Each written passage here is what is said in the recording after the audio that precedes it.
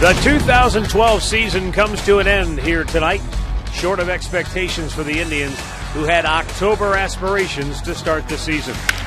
There were incredible highs. The Tribe sat in first place for 40 days this season, and historic lows, a 5-24 August, crushing hopes for a winning season.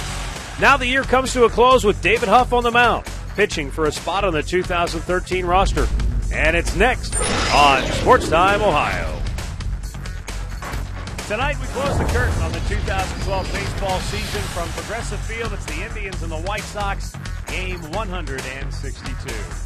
Hi again, everyone. Matt Underwood alongside Rick Manning. At least going into this last game, the Indians will have some momentum coming off a big win last night in extra innings as Jason Donald delivered the Tribe with the game-winning hit in his final at-bat. Well, he got a breaking ball off of Jones, who's had a terrific year, and he hits it down the left field line. That's going to score the run, his first career walk-off hit. You see Chisenhall scores. They go out. He was running into the pile. He thought he was playing football there for a minute, but Jason Donald, a big hit right there to end that ball game. And when you look at the Indians this year, 24-12 in one-run games. They were second in the league behind Baltimore. But in second games of series, you can see 15-37. When you look at Derek Clough and Ubaldo Jimenez, they were 1-14 in the second game of a series. They didn't hit very well. And, you know, when you look at the series record, it's a really disappointing year overall.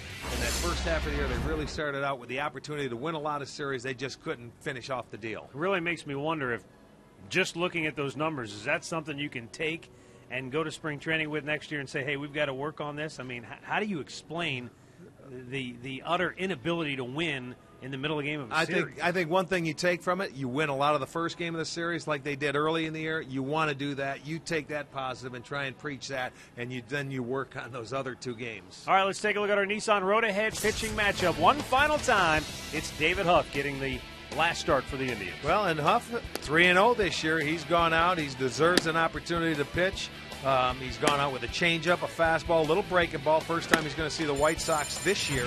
So David Huff 3-0 on this season, facing Gavin Floyd, who's only pitched one time against the Indians. It was a win, but he gave up 10 hits in 5 innings.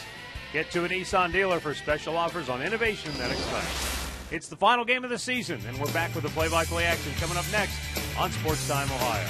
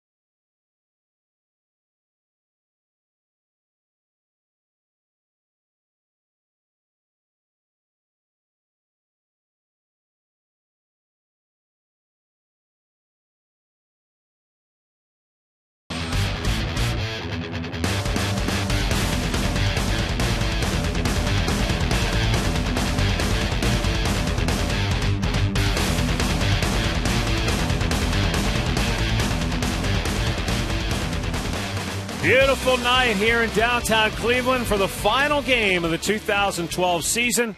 64 degrees under partly cloudy skies as the Indians and the Chicago White Sox close things out.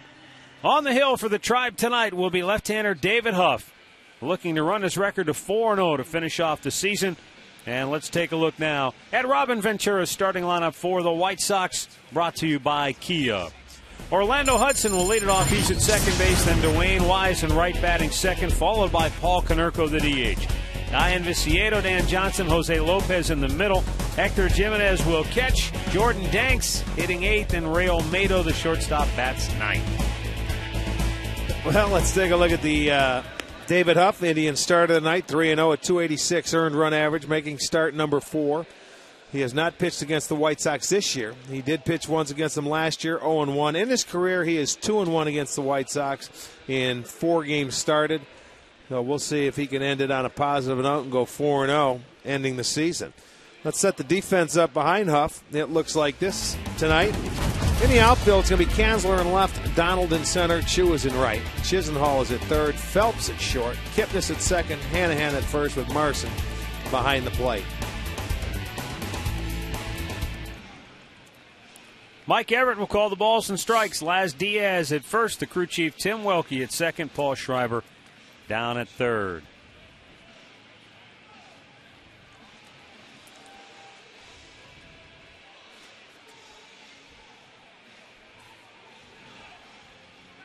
David Huff has really thrown the ball well, and you can argue, well, it's September, and we've always heard you don't read too much into September.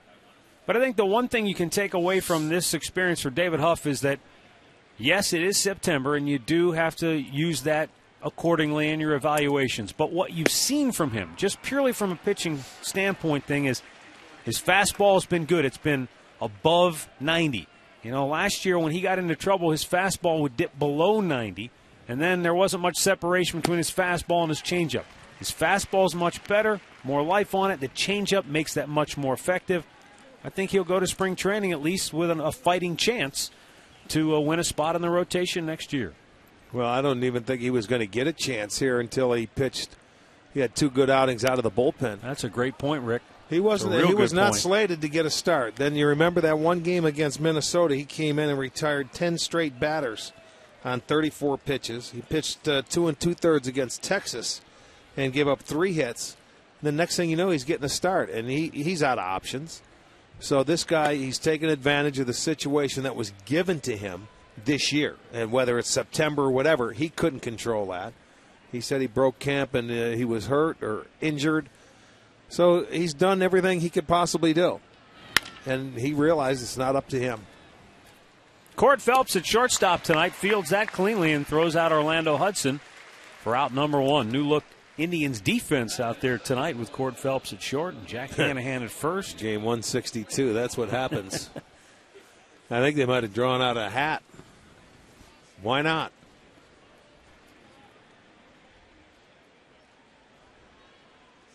Dwayne Wise, the right fielder, batting in the 2-hole, 3 for 12 in the series, fouls it right back. Look, you and I both know that there is potentially so much that could happen between now and the time we reconvene next February or March in spring training. But, you know, based on the guys who are here right now, Huff, Kluber, McAllister, I mean, these guys are all young pitchers who have gotten opportunities. Huff, obviously, in years past, McAllister and Kluber this year. And what we've seen is glimpses. We've seen flashes where you say, hey, there are positives. What we haven't seen is, the kind of consistency that would lead you to say, okay, this guy definitely fits here in the rotation. This guy fits there in the rotation. They're going to go to spring training next year. And again, who knows what may happen between now and then. But I think it's all up in the air. You know, every spot in that rotation. You don't have in my estimation, a number 1 or a number 2 starter on this staff. So, I mean, sure, you're going to have to use them if you stay with what you have right now. No one stepped forward this year. They've had a couple of people take step backwards. So, you know, Jimenez, he was not good at all. So far, he still leads the league in losses. And Justin Masterson threw the ball well last night, but he, in my estimation, took a step backwards. 1-2 pitch.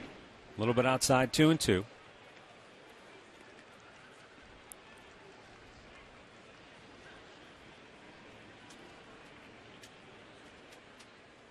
Swung on and missed, and David Huff strikes out Wise, 2 down.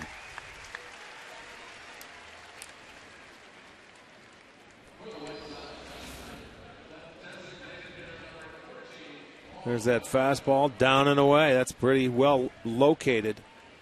At the knees, 93 for the strikeout. Look at that beautiful night. The pink clouds up there as the sun's setting.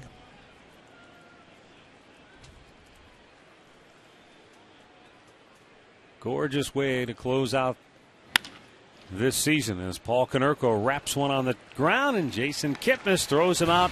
And the White Sox go 1-2-3. The Indians are coming to bed.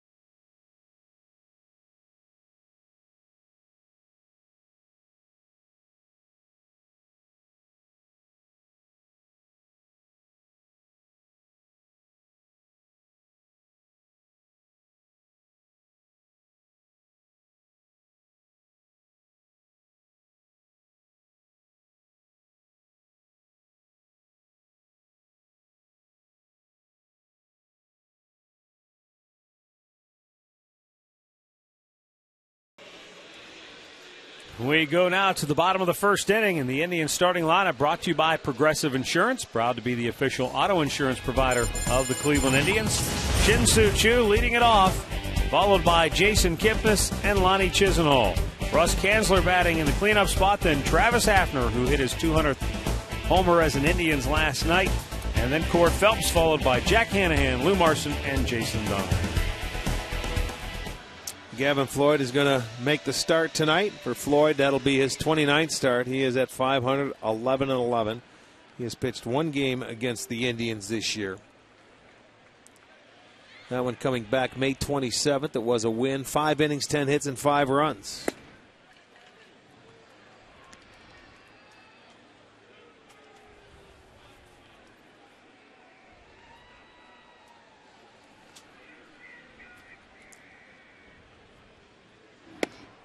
Choo takes a look. It's in off the plate.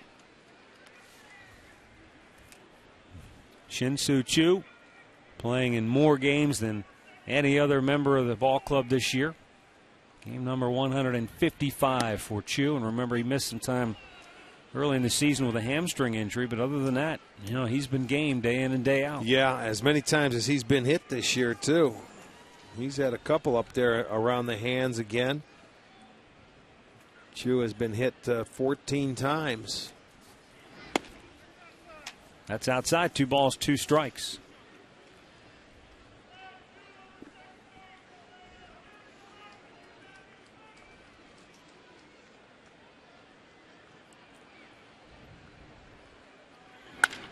Bounce just foul up the first baseline.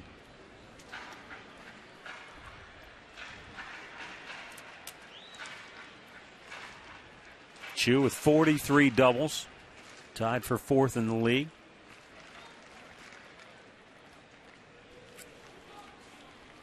And the 2-2 called, 3rd strike. And Choo lets Mike Everett know that he does not agree.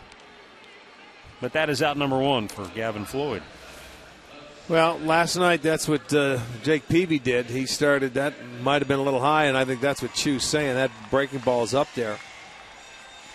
But it's a breaking ball in the outside corner. It goes as strikeout number 1. Now Jason Kipnis.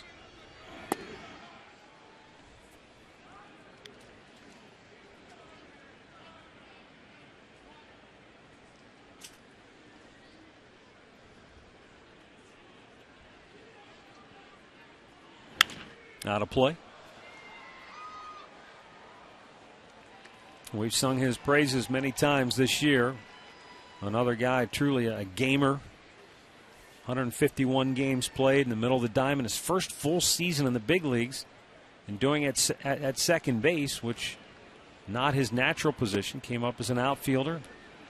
But he's worked hard to turn himself into a very good, and I would say very good, above average defensive second baseman. I think he's learned a lot this year. He's going to take a lot away from this, and it's a good one to just sit back, reflect on, and build from there. Come back and have a better year next year.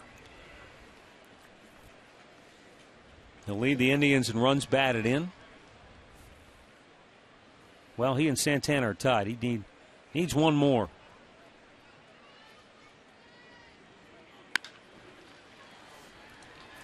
Grounded to second base where Hudson will throw him out.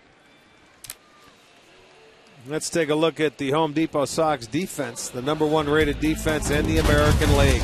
Viciedo is in left, Danks in center, Wise in right. Lopez at third, Olmedo at short, Hudson at second, Johnson at first, Jimenez behind the dish. More savings, more doing. That's the power of Home Depot.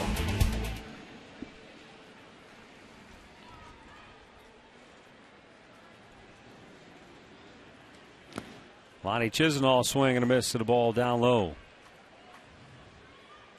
Well, it's all over in the American League West. What a comeback for the Oakland Athletics, the first team in baseball history to overcome a 5-game deficit with 9 games to play to win a division. And Oakland did that by crushing Texas. Texas led 5-1 in the 4th inning, and Oakland scored 10 straight runs, right? Was it 11-5 final? 12-5 final. So 11 straight runs they scored. Win it 12-5. Oakland champions of the West as Chisenhall drills one into right field, a base hit. And he's aboard with 2 down. So Oakland wins the West. That means Texas is about to board an airplane. They'll fly east, but they don't know where they're going. They'll have to wait for the outcome tonight. If New York wins, they're champions of the East. And that means Texas will go to Baltimore. If Baltimore wins and New York loses, then Baltimore and New York have to play off tomorrow, right? Yes. And then they'll determine the Eastern Division champion and wild card that way. So Texas might fly all the way east and have to stop somewhere and wait. Think about that. I never thought about that aspect of it. That's going to be very weird for the extra playoff team now. You have to wait right now and see. So the problem Good thing they had to play a day game out there today then, just for this reason. I wonder what they will do. You have to wait and see. I would think they'll board and start heading back east. They're going to have to stay somewhere. That's got to be the traveling secretary's biggest nightmare. Absolutely. Right now. The only other option is text Seggs. You see wait. What he says. What do they do? The other option is you wait, see what happens, and then fly. And then you get home later. But if it's a playoff situation, maybe you fly home first, wait to see who wins tomorrow, and then you fly. I don't know. You're right. That's traveling secretary's worst nightmare. 2-0 pitch. Although knowing Mike Seggi, they've probably worked out all these scenarios, out one way or another. They probably have contingency plans based on any number of different scenarios. So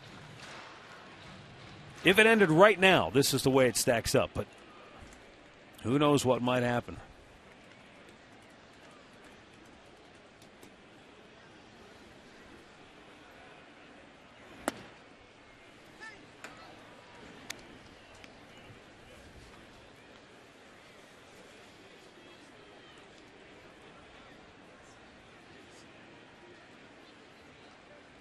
It's all settled in the National League. 3-1 pitch to Russ Kanzler. And it's ball 4. So hitting a walk with 2 outs, and the Indians have 2 aboard now for Travis Hafner. Washington secured the #1 seed in the National League today. So Washington will wait the winner of the 1-game playoff between Atlanta and St. Louis. Meanwhile, Cincinnati will open postseason play against San Francisco. Oh, that's going to be a series there. The Reds in San Francisco. Wow. So that's all set.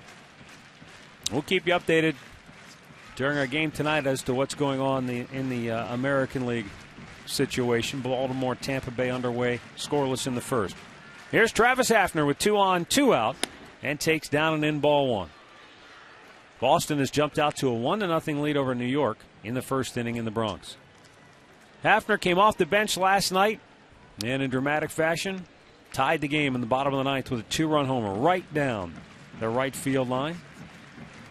His 200th career homer as a Cleveland Indian.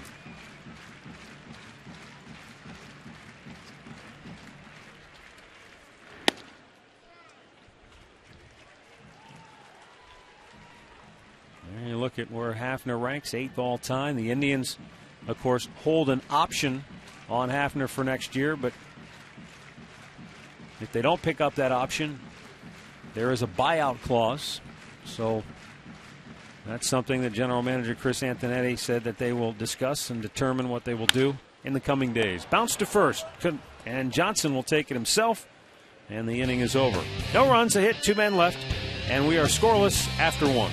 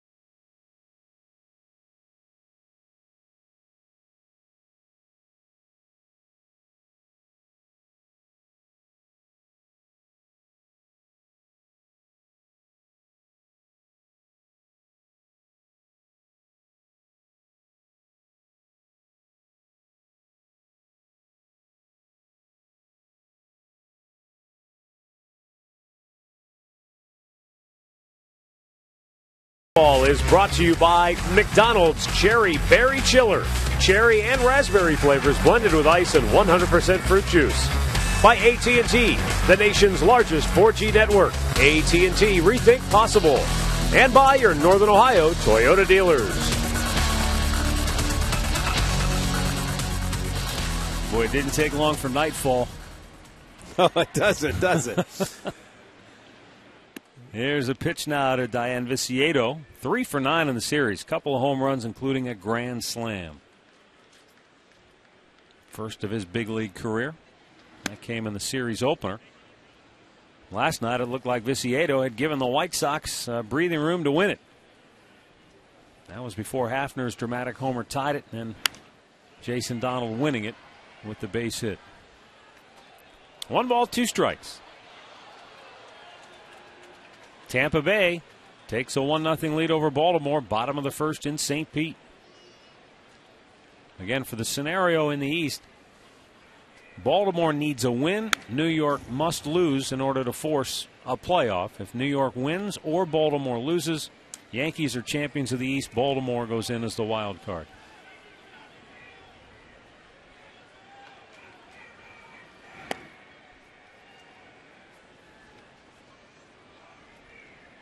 You really have to wonder what the mindset of that Texas Rangers ball club is now, though. Well, I'll tell you what. You talk about getting humbled. I mean, first they suffered one of the biggest collapses ever. You know, you cough up a 5-game lead with only 9 games to play, and then get just waylaid today. They played them 6 out of the last 9 games, and they beat them 5 times. Oakland did, so they have no one to blame but themselves. The walk to Viciedo will bring up Dan Johnson. 0 for 2 with 2 walks in the series.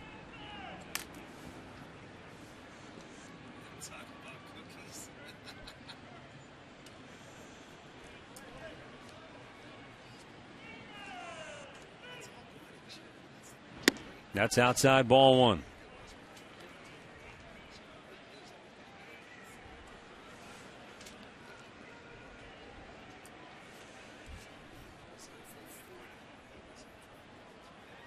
Huff delivers, and it's outside. 2 balls, no strike.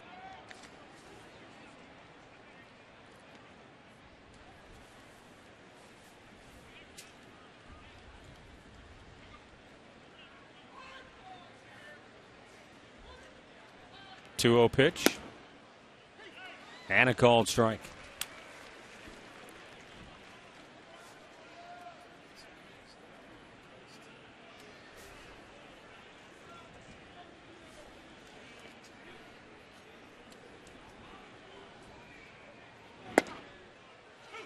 David Huff fires it in there for a strike.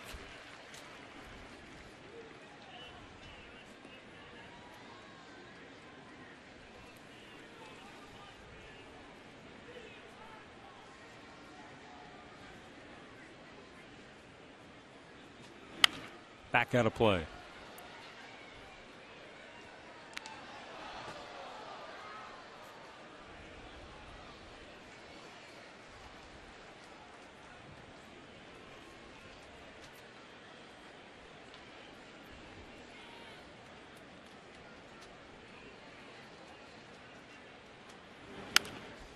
High pop. That'll find the seats. 2 balls, 2 strikes. And that's another thing about David Huff that we have certainly taken notice of. Quick working, throwing a lot of strikes. Yeah, I mean, that's what you like. I wish he had a sharper breaking ball. He hung a breaking ball right there and got away with it on the foul ball. But, you know, for a left-hander, he doesn't have that big, sharp breaker that some lefties, a lot of lefties do. It's a straight fastball with a changeup. That is mashed deep right and way out of here. Dan Johnson gives the White Sox a 2-0 lead in the 2nd inning with his first home run with Chicago. Johnson's a guy that he can get after a fastball, and his last 2 pitches, even that breaking ball that I said he got away with and fouled it off, he didn't get away with his fastball here. Johnson hits his first home run. Give him a couple RBIs. Watch the location of this pitch. Marson's sitting right dead middle, and that ball was belled high, middle in, and he gave it a ride.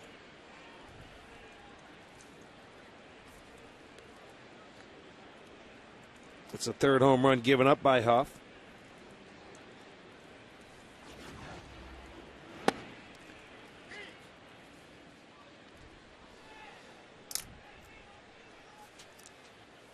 For the White Sox, home run number 207, which is ranked 3rd in the league. They've had a very good year with the long ball. As a team, 5 guys with 20 or more. Of course, not in the lineup tonight. There's a pretty good belt by Jose Lopez, but not deep enough. As Russ Kanzler hauls it in, 1 away.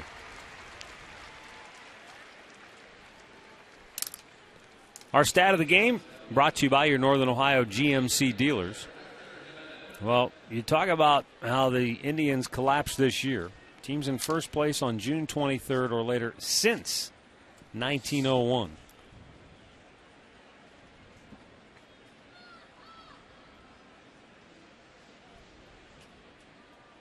Well, look at the Pirates last year, too. I mean, well, this year wasn't much better. I was going to say it wasn't. It couldn't have been too much better. The month of August, 5 wins, 5-24 for the month of August is boy. That was a crusher. An 11-game losing streak followed by a 9-game losing streak. After we won that 3-game series when they beat the Tigers, went out on that road and didn't win a game.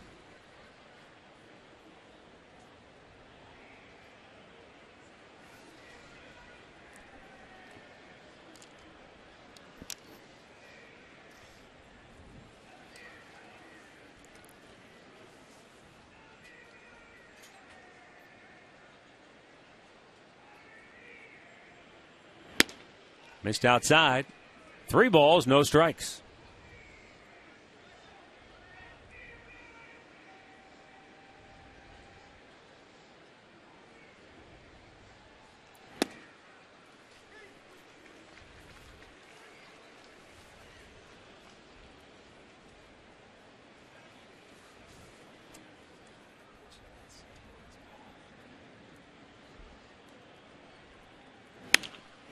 In the air, right center, Shin-Soo Choo in to make the catch, and there are 2 down.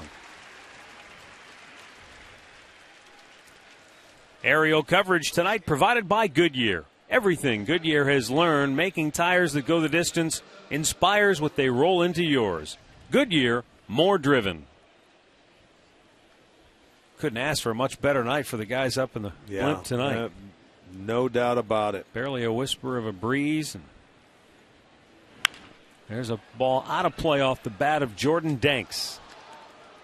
Danks 2 for 5 in the series.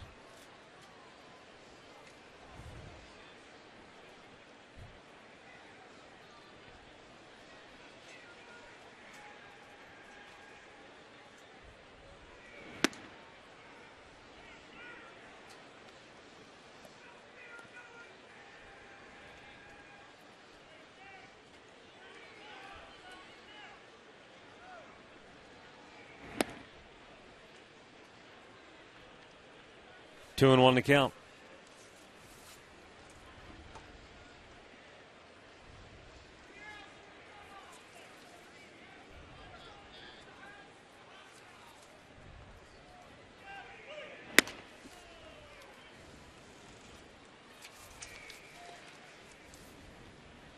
Jordan Danks' brother John, rough year for him. He went on the DL back in May.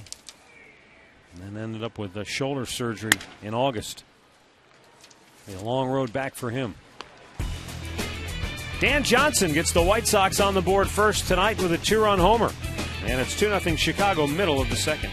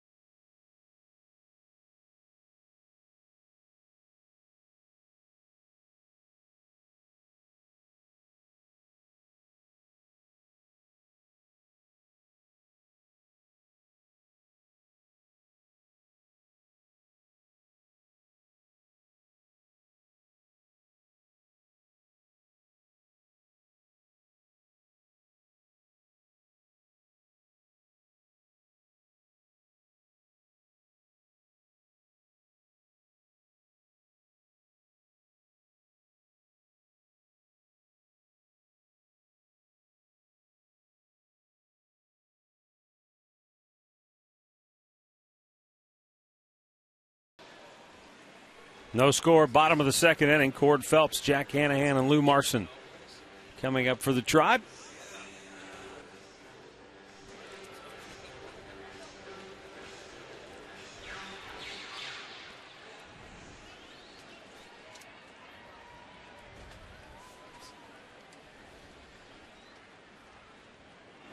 And Phelps hits one in the air, slicing down the left field line. Viciedo over to grab it. 1 pitch, 1 out. Let's go downstairs and hear from Katie Witham. Well, Matt, Rick, 2013 season tickets are available right now. Call 216-420-HITS for more information. And if you're getting them, make sure to take advantage of that new program, Tribe Rewards. It gives you points to spend on memorable moments like coming here to the ballpark, throwing out that first pitch, or attending a pregame press conference. Season tickets available right now. Guys.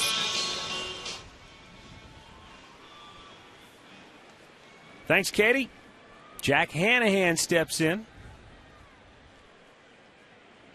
Hanahan playing first base tonight, 0 for 1 in the series. Had a pinch hit appearance.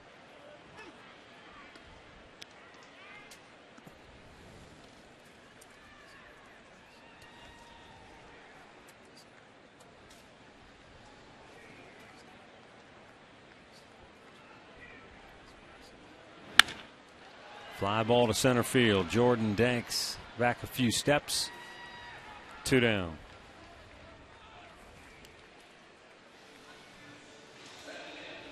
Tonight's injury report brought to you by Elk & Elk. Serious lawyers for serious injuries. Call 1-800-ELK-OHIO. Adam Greenberg struck out in his only at-bat last night. First plate appearance. Yeah, he was hit back in 05, as a Cub, came against the Marlins. The Cubs decided they didn't want to give him a chance to come back and get an at-bat, but the Marlins said, maybe they felt partly responsible, so they gave him the opportunity. I'll tell you what, I watched the highlights. It was pretty awesome because he had to, his at-bat came against R.A. Dickey. Oh, it was. The knuckleballer, and he ended up striking out. It was really a pretty cool situation, and how Miami handled it, it was really fun to see. And Dickey did take the loss in that ball game, but what a season he's had. Yeah, all said and done. And then it's revealed really that he's pitched most of the season with a torn abdominal muscle that needs surgery. So you couple that with the fact that he's won 20 games, has an ERA of just over 2. He is the most strikeouts since David Cone in the National League. He's pretty impressive. Special. Yeah. He may walk home with the hardware. Who knows? I watched a great documentary, too, by the way, if you get a chance to see it. It was a documentary done by a couple of filmmakers a year ago on Tim Wakefield and R.A. Dickey. Just how different the knuckleball is and the fraternity. And we had Phil Necro up here in the booth, and he's featured in this documentary as well. And that fraternity, that bond. It's a small fraternity. Between those guys is pretty special. Well, and it should be, because only those guys know what you have to do to get out there and really perform and throw that pitch. Now, if I could only remember the name of that documentary. I think I've seen a couple of clips from it. Oh, yes. Lou Marson out looking. The Indians go 1-2-3. And it's the White Sox 2, the Indians nothing as we go to the third.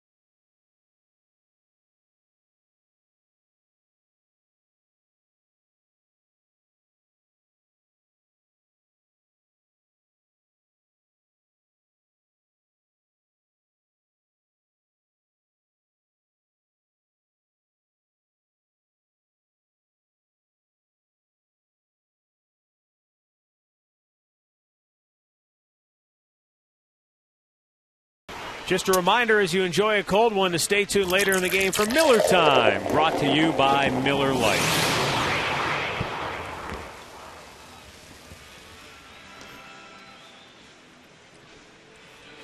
And as we go to the third inning, it will be Ray Olmedo, Orlando Hudson, and Dwayne Wise coming up for Chicago. I thought of the name of that documentary. It was hard to remember because it's titled Knuckleball. Okay. I can see why you couldn't figure it out. But it's definitely worth a rental if you see it. But, yeah, it was well done. Tim Wakefield, R.A. Dickey, and then there are a lot of excerpts and interviews with other knuckleball pitchers, yeah. Ray Olmedo will lead off here for Chicago. He was 1 for 5 in the series so far.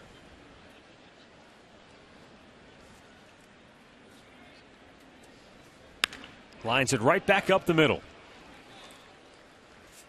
Second hit for Chicago. Leadoff man aboard for the second time tonight. Well, we're talking about David Huff getting his final start tonight and how well he's pitched so far. Justin Masterson was the lead dog in the Indians' rotation this year. As Rick pointed out, there were ups and downs, and more downs than ups. And with more on Justin, here is Katie Witham. Well, Matt, Rick, I had a chance to speak with Justin Masterson today, and he told me the only consistent thing about his season this year was the fact that he kind of felt uncomfortable, like something was a hair off all season long. He said he was most thankful for the fact that he was healthy and able to take the ball every 5 days. He did not miss a single start this year, but he's really looking forward to a full offseason. Remember, he had that non-throwing shoulder surgery last year, so he was kind of rushed last season. He's got a full offseason, and he just wants to get back to just throwing. Well, I mean, I think, with Justin, the one thing you look at is he's still, in terms of pitching years, he's still a young guy and he's still learning, still trying to figure it out, I suppose. Well, he's big, he's strong, he can give you innings, he has good stuff. It's a matter of taking that next step.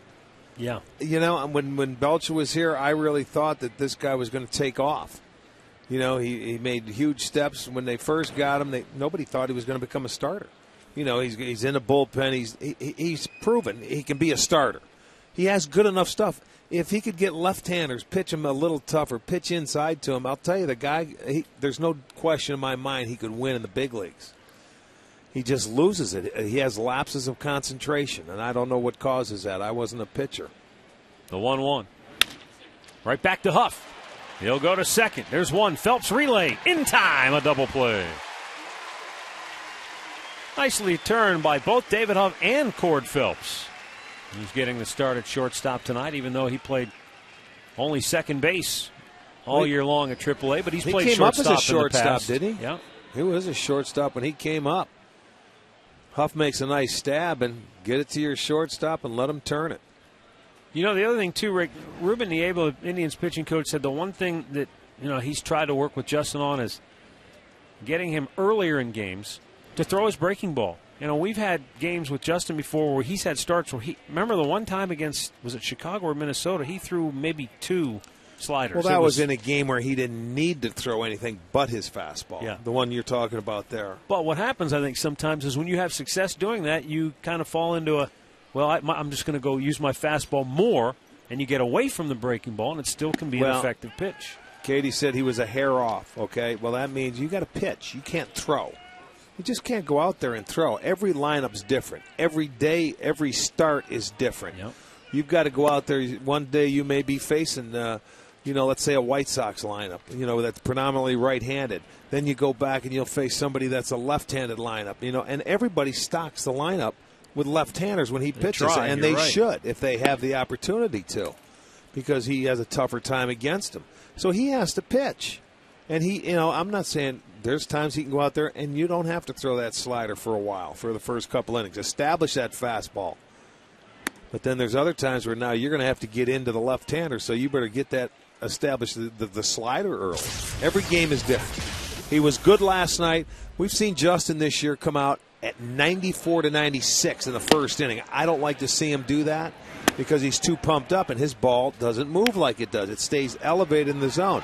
When he's 91-93, he's got sink. He seems to move it in and out better. He keeps the ball down a lot more. And when he gets ahead of you with 2 strikes and he throws that sinker, it's tough to hit. It's tough to square up. Again, he's one of the leading ground ball pitchers in the league. He can get you the double play ball. So there's no reason why this guy can't win. Runner goes. Throw down by Marson. Not in time. Dwayne Wise with his 19th stolen base of the year. Wise picked the right pitch to go on. Well, and I think the thing you said about Masterson is when he's got that good sinker working, when he's got that kind of movement, it's tough to square up. And movement is always you can't teach the that. most important thing for a pitcher. It is. I mean, you got to control it, but sure. When he does, he's awfully tough to hit. And he doesn't miss starts. That's another good thing. Just for me, my own sake, I wish he had a mean streak in him. He's too nice of a guy. A lot of pitchers, you get that. He's one of those guys you could talk to him on game day. There's pitchers that they don't like. They get caught in their routine. You can't say a word. Justin, you wouldn't even know he's pitching. Hey, hi, guys. How you doing? Everything's the same with him. I wish he would become a little meaner. Even if he didn't, smile at everybody on game day and say hello. Just don't talk to anybody. Konerko strikes out to end the inning. Back with the mean partner right after this. Hank the Crank.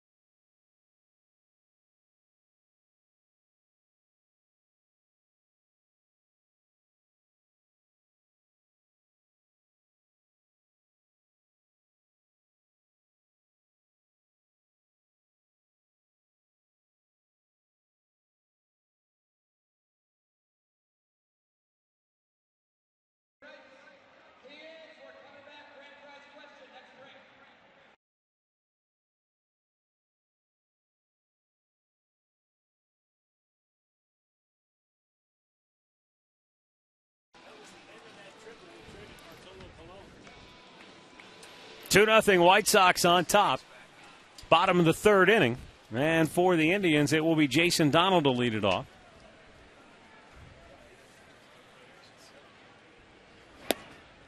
And Gavin Floyd misses outside for ball one.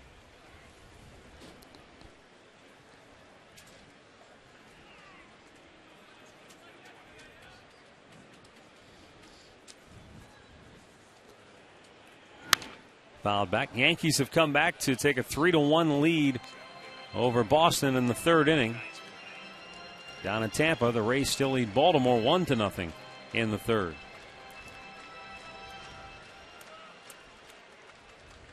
That's Daisuke Matsuzaka making the start against New York for Boston.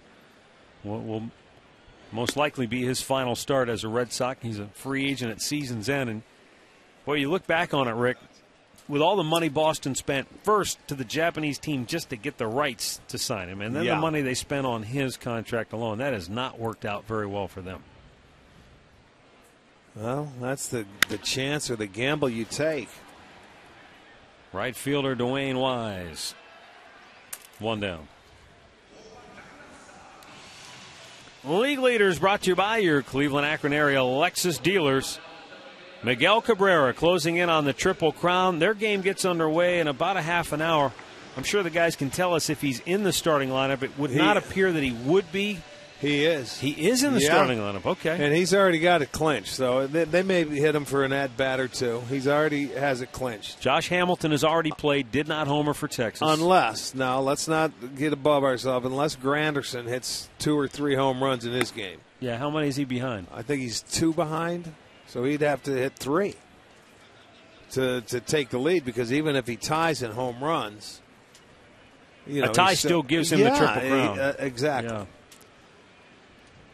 So I'm saying yes, and he's going to win the MVP as well, I think.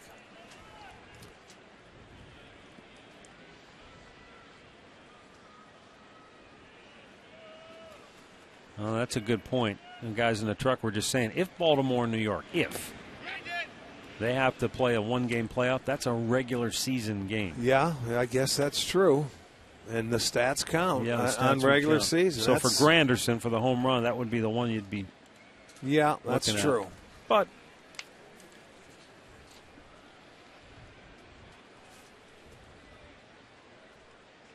that'd be a hard way to lose it, wouldn't it?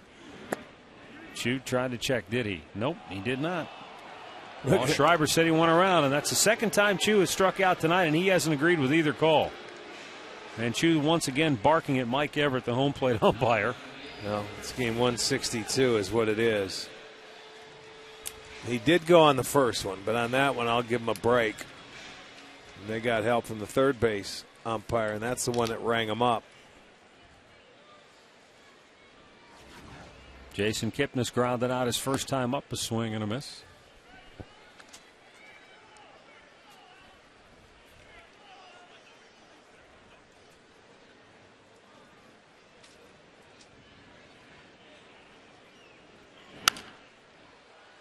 It's been, I guess, a little surprising to me how many, national baseball reporters I've heard on the radio saying that they feel like that MVP race is very, very close, too close to call. And I recognize Trout's had a heck of a year.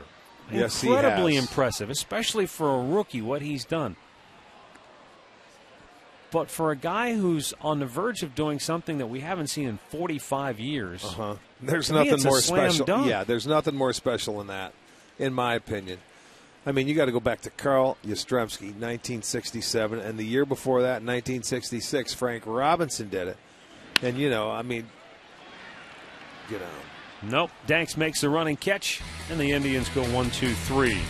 3 in the books. It's Chicago 2, Cleveland nothing.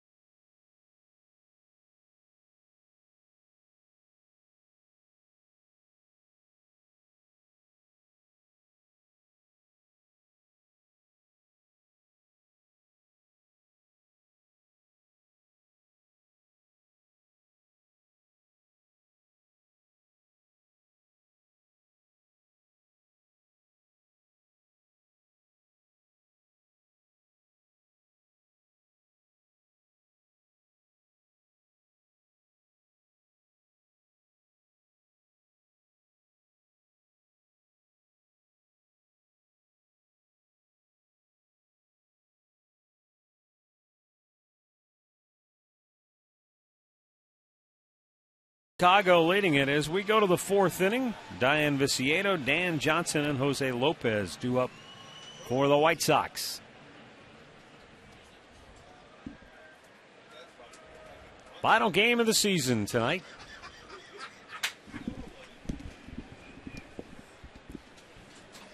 And the postseason will get underway. And for those of you who will watch the playoffs, whether your tribe's in it or not, there are going to be some exciting races to watch in the playoffs. And, of course, as we wait to see whether or not there will be the need for a one-game playoff to determine the Eastern Division champ. Even if there's not, there's certainly intriguing drama with what unfolded today.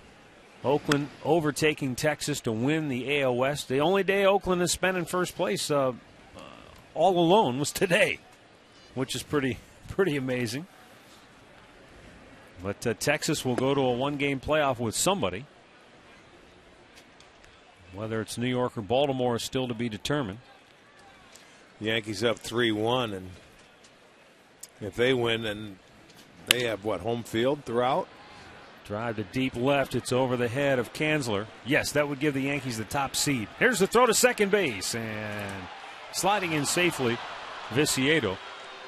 And Kipnis arguing there with the second base umpire, Tim Welke, that he made the tag in time. I think he's arguing that he slid right onto his glove, backside of his glove, and he got there in a hurry because Kanzler played it well. He knew it was going to be over his head. Lets the ball come back to him. Nicely done. Now gets it in. Now watch the tag. Plenty of time. Where's the foot? His foot looked like it did hit the base first. Maybe Jason hit the other foot, maybe the right foot. See, he goes in with the left, and he's saying he got the right foot because it looked like that left foot got into the base. Yeah. Leadoff double. Dan Johnson, a two-run homer, his first time up.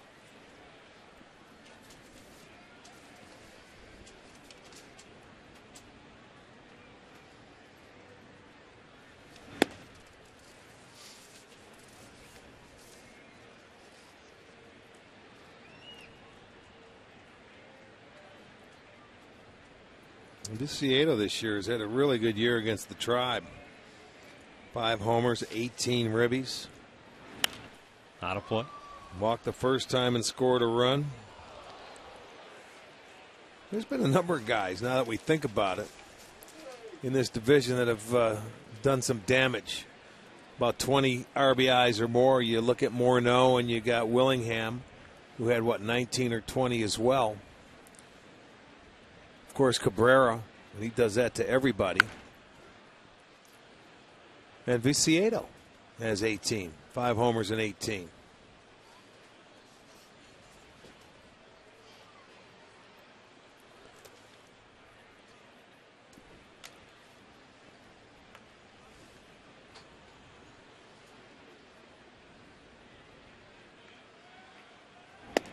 Way outside. 2 balls, 2 strikes.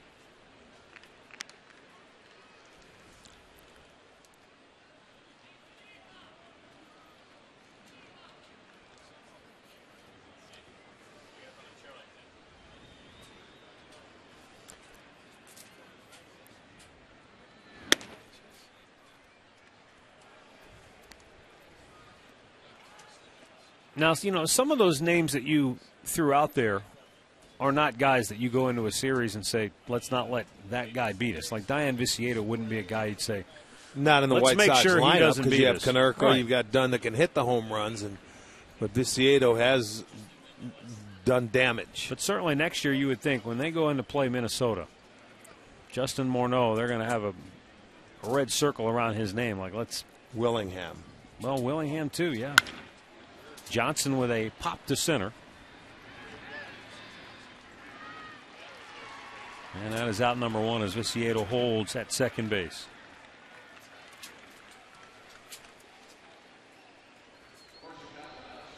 Take a look at the AT&T trivia question tonight. Name the last player to lead the majors in average, homers, and RBIs in a season.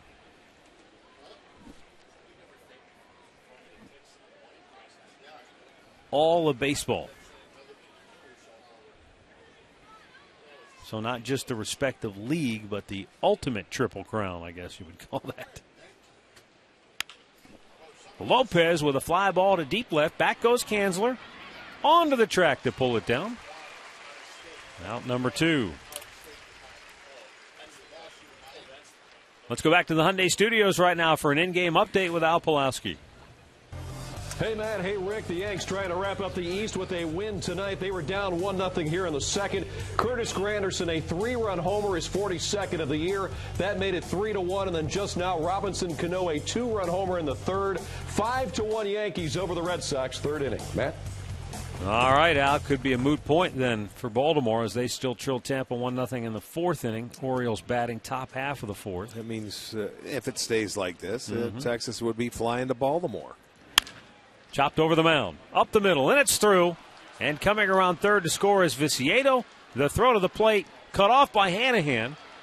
But it can't come up with it cleanly, and now down to second base goes Jimenez. So Hector Jimenez with a 2-out RBI single, 3-0 White Sox. Hanahan was a little late getting to the cutoff spot, and he tried to corral it, got leather on it, and once it skipped away from him, the runner just kept on going.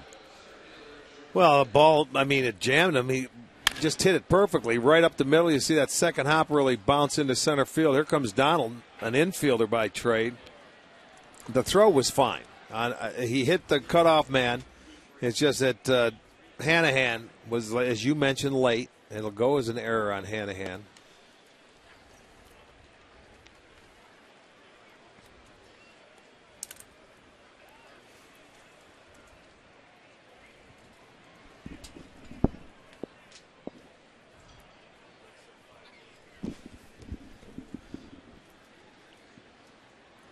Huff's curveball. Danks lays off. 1-1.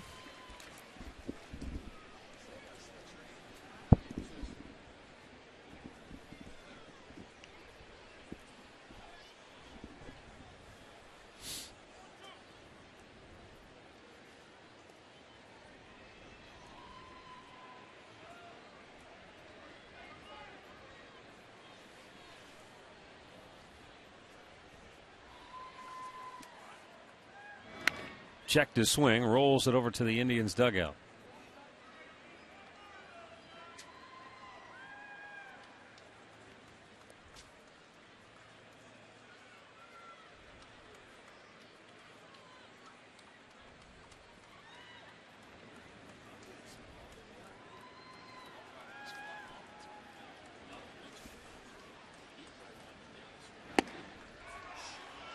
Boy, pretty good looking pitch. Can't get the call. 2-2.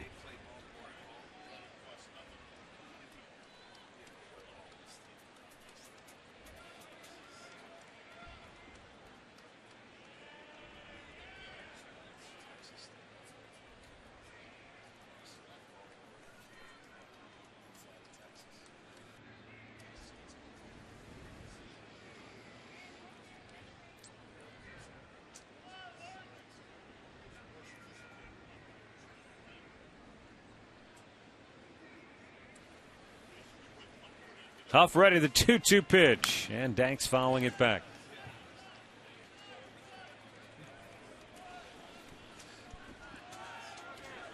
Interesting, our producer Jim Murphy telling us that should New York go on to win, then Texas could have to do a U-turn in the sky and head back to Texas because they would end up hosting Baltimore. If Baltimore loses. Even if New York... No, but if Baltimore loses, if Baltimore wins, they got to fly to Baltimore and play Baltimore. That's right. At home because they have a better record. If Baltimore loses, then they'll host the one-game playoff in Texas. So they truly are flying with nowhere to go exactly. With nobody at the helm. We'll find out where we're going on our way there.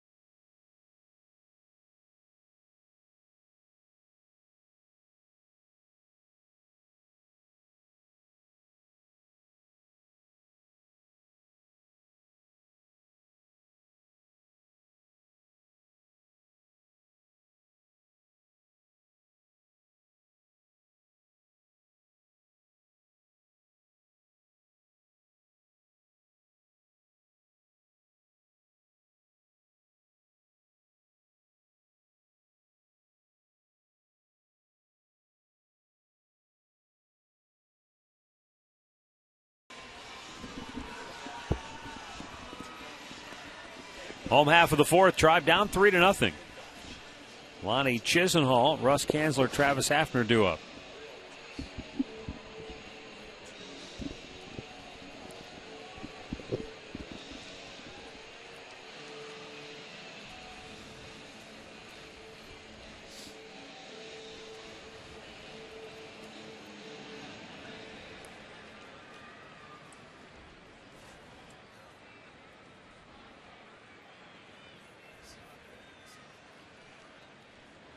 Swung on and missed.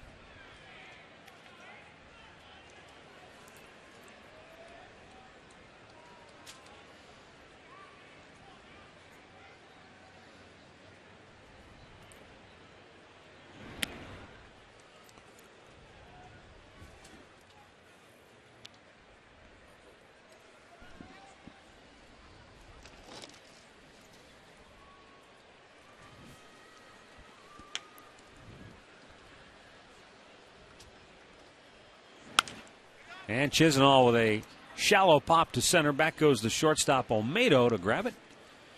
One away. Our final minor league report brought to you by University Hospitals. Francisco Lindor, one of the prized possessions in the Indians farm system. Ultimately hit just 257, 6 homers, 42 ribbies, and 27 stolen bases.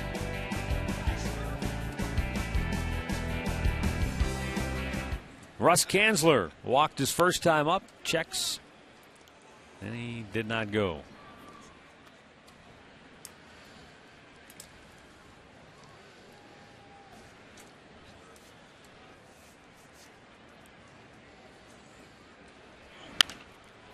That's back out of play.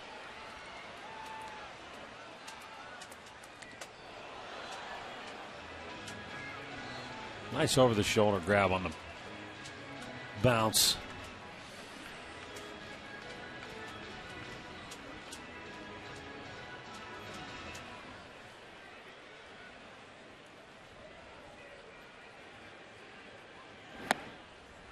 Kanzler swinging a miss, 1 ball, 2 strikes.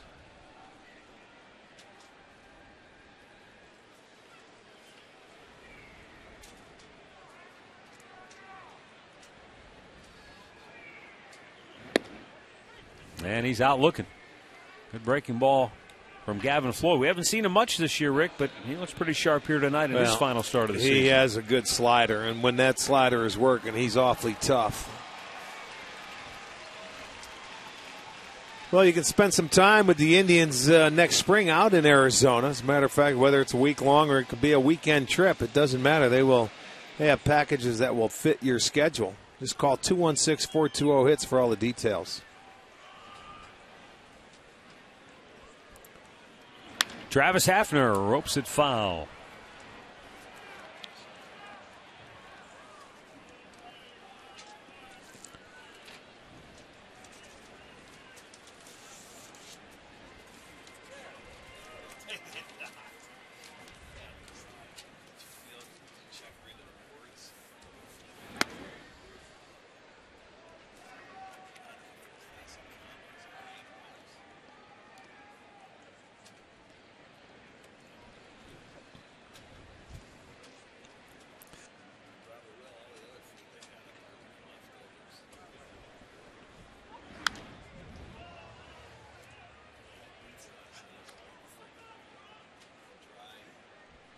One ball, 2 strikes, with 2 down and the bases empty here in the bottom of the fourth.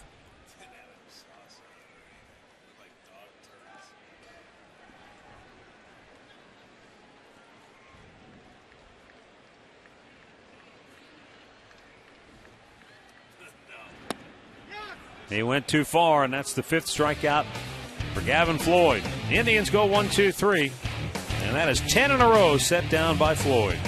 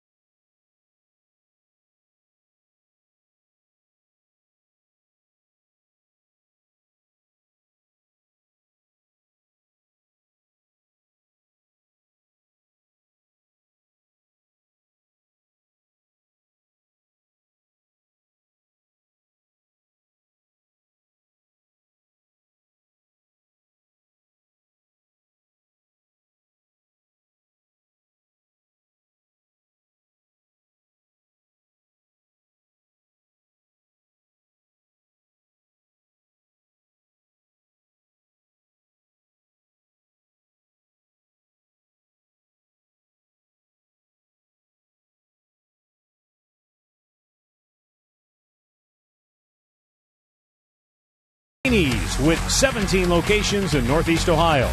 By Levin's, home of the CLE Posturepedic mattress made right here in Northeast Ohio. By Kia, Cleveland.com. And by First Merit Bank.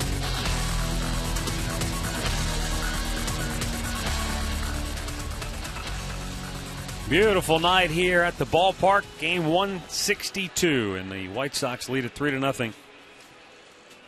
As we go to the fifth inning, it will be Ray Olmedo, Orlando Hudson, and Dwayne Wise.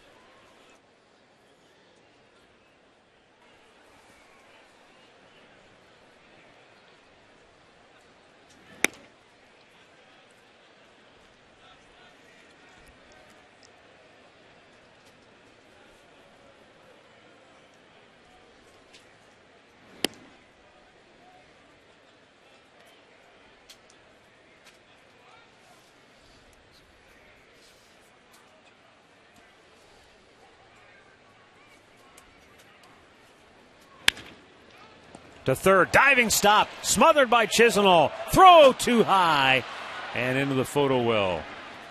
Boy, a nice stop by Chisenhall. He gets up and just overthrows the target. Wanted to get something on it, so the first part of the play, very good. And then you'll see him get to his feet, and then he airmails it. No chance for Hanahan. It goes into the camera bay, so that'll go as an error. That's the second error for the Indians tonight.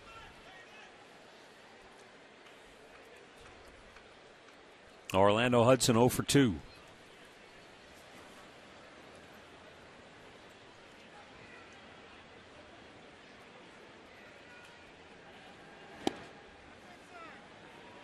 Inside, he missed for ball one.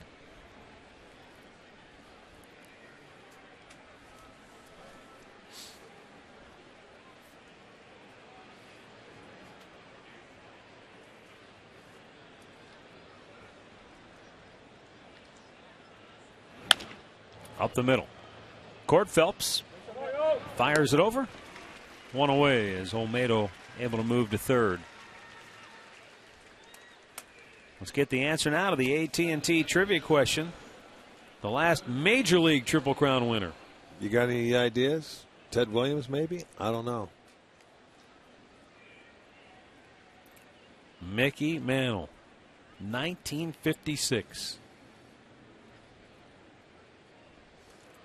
It's not a bad year, huh? Wow, 353 with 36 homers. That's some kind of impressive. Well, he was a special player. I wonder if Ted Williams was a Major League Triple Crown winner, though, when he won his triple. How many, did he win it once or twice a Triple Crown? I think once. I thought it was in 41. He didn't win the MVP the year he won it. Well, that's because DiMaggio had the 56-game hitting streak.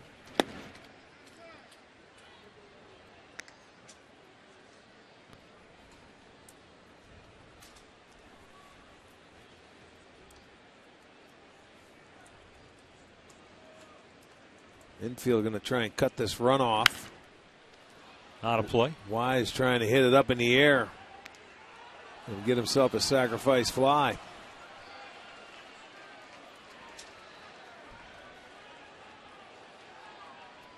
Ted Williams did it twice. 41 was the year he hit 400. He didn't win the Triple Crown that year. Okay. That's when DiMaggio got him for the MVP, okay. though. But he won a Triple Crown in 1942 with 36 homers, 137 ribbies, 356 average. That's very similar to the numbers we were just talking about with Mantle.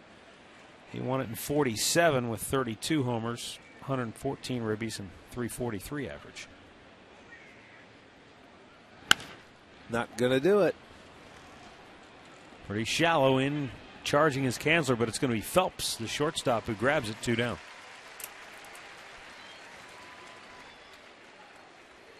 All right, so here we go. Asking you shall receive. Yep, Ted Williams did do it in 42. I was going to say his numbers look, well, we don't have them up there, but his numbers from 42. Mantle had more homers, I think. Mantle had 56 homers. He had 52 homers. Williams had 36, so yeah, but the RBI is very similar and the batting average very similar for those two guys.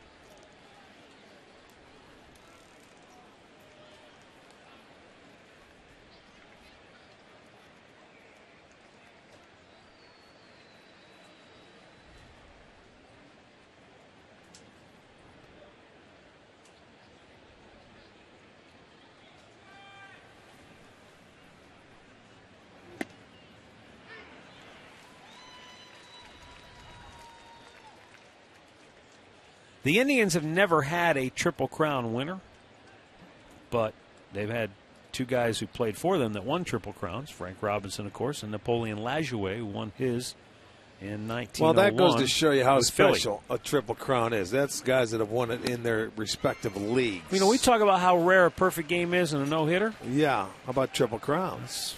There's, Probably you know what? There's more perfect exclusive games now than there are Triple Crowns. So that's how special a year like that is. And we talked about this, too. 23 perfect games now with the 3 coming this year, I believe. And we talked about this, too, Rick. You know, during your era, for example, you could have been a great power hitter, a great RBI guy, but with Rod Carew, you weren't going to win the batting title. Well, and in that era, and shortly thereafter was Wade Boggs, and then Ichiro came over at the start of the 2000s, and guys that are hitting 350, 360. The 1-2. Konerko yanks it deep down the left field line and gone to the home run porch. Paul Konerko with a 2-out, 2-run homer makes it 5-0 White Sox. Yeah, he tried to sneak a piece of cheese by the rat and didn't work. Home run number 26, RBIs 74 and 75 for Konerko. Konerko pulled the hands in and did a nice job of hitting a fastball. I'm curious to see where that pitch was. They wanted in. Look at the hands come in, and the barrel head of that bat got out of here in a hurry. And if you had 94, 95 on that pitch, you probably get in there, but 90 didn't do it.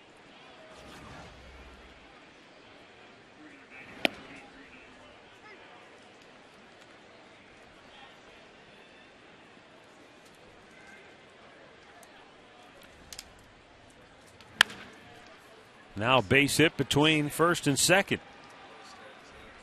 And David Huff. This guy continues his hot hitting against the Tribe. He loves the fastball.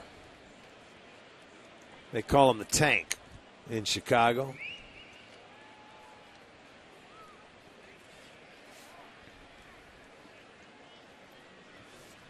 All the runs in this inning unearned because of the error by Lonnie Chisenhall.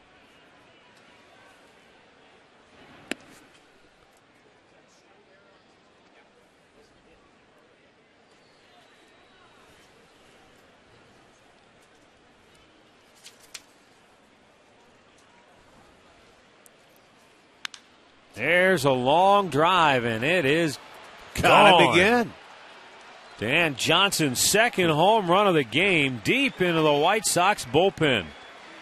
And the White Sox tee off on David Huff here in the 5th, tagging him for 4 runs. A pair of 2-run homers. And it's now 7-zip Chicago. Well, he's a dead red hitter, man. And you watch this one. This fastball here, we showed you, that's right down the middle. 90 miles an hour. Doesn't cut it. Johnson for the second time tonight, a 2-run homer. So Huff's given up 3 homers. 2 to Johnson, 1 to Konerko.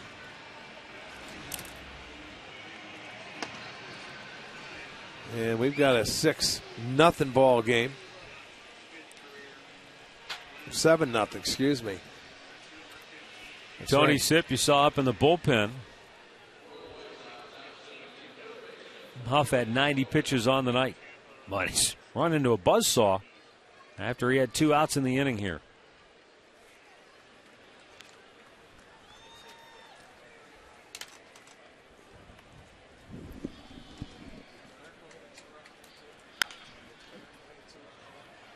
And another hit. Jose Lopez finds a hole on the left side. So the inning stays alive.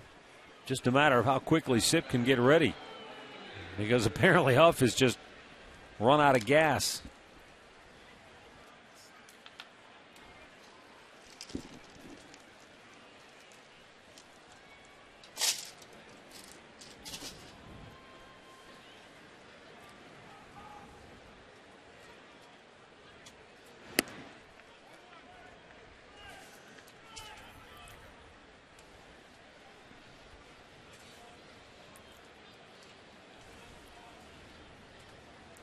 They tell us that Max Scherzer is starting tonight's game for Detroit, their final game of the year against Kansas City. You may recall Scherzer injured an ankle in the on-field celebration when the White Sox clinched the division title against Kansas City, and it was doubtful maybe that he would make his final start, but he is in there for Detroit tonight.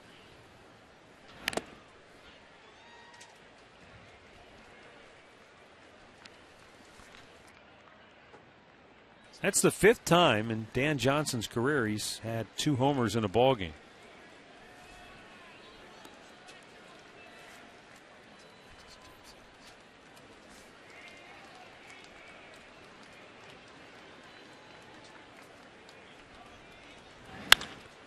And a line drive base hit. And the White Sox will bat around here in the 5th. Huff just cannot get out of the inning. And that is going to do it. So his final start of the season, a disappointing one, 4 2/3 innings, tagged with 7 runs on 9 hits. And the White Sox will send the 9th man to bat here in the inning, and he'll be facing Tony Sipp when we come back.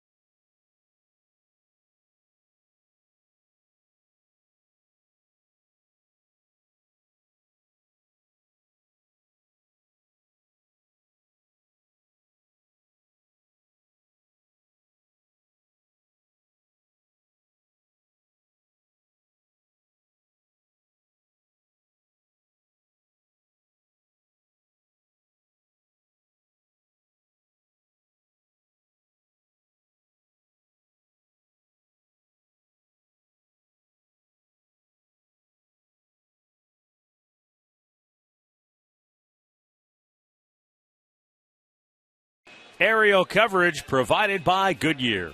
Everything Goodyear has learned making tires that go the distance inspires what they roll into yours. Goodyear, more driven. And our thanks again to the guys up in the Goodyear blimp bringing us gorgeous pictures of Progressive Field on a picture-perfect evening as we say goodbye to the 2012 baseball season. And here in the 5th inning, the Indians say hello to Tony Sipp for the 63rd time this year, a win, 2 losses, and an ERA of .453. Tony will face left-handed hitting Jordan Danks, the 9th man to bat in the inning. Sox with a couple of 2-out, 2-run homers.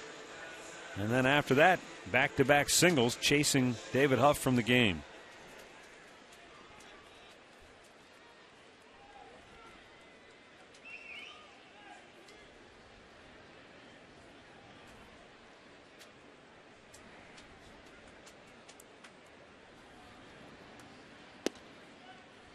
And Danks looks at strike 1.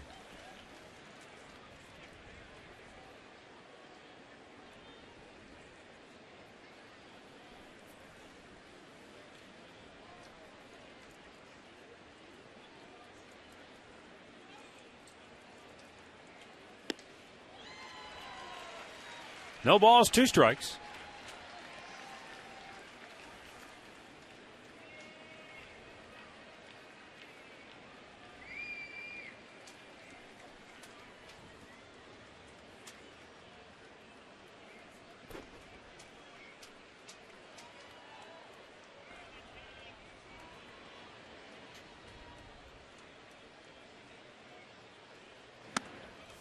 Checks on a ball up high, 1-2 the count.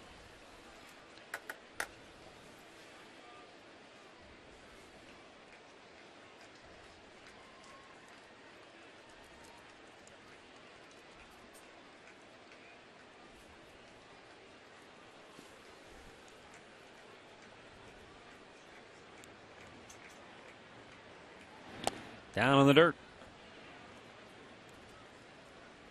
Tampa Bay extending their lead to 3-0 over Baltimore. Orioles only have one hit in that game, and the Yankees still lead Boston 5-1 in the fourth. Well, let's say that stays where it's at, so Texas would end up going home. They'd have half the flight if Baltimore continues to lose. Danks a swing and a miss. He strikes out, and the inning is over. But the White Sox bat around and score 4 to lead it 7-0.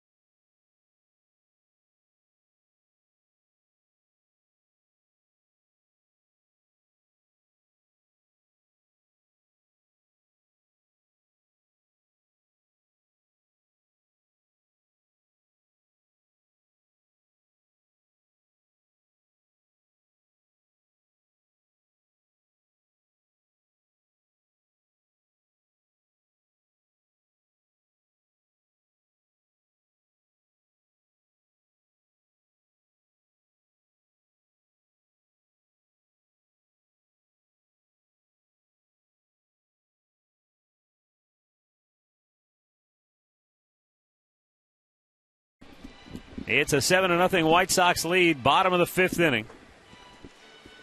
And for the Tribe, Cord Phelps, Jack Hanahan, and Lou Marson.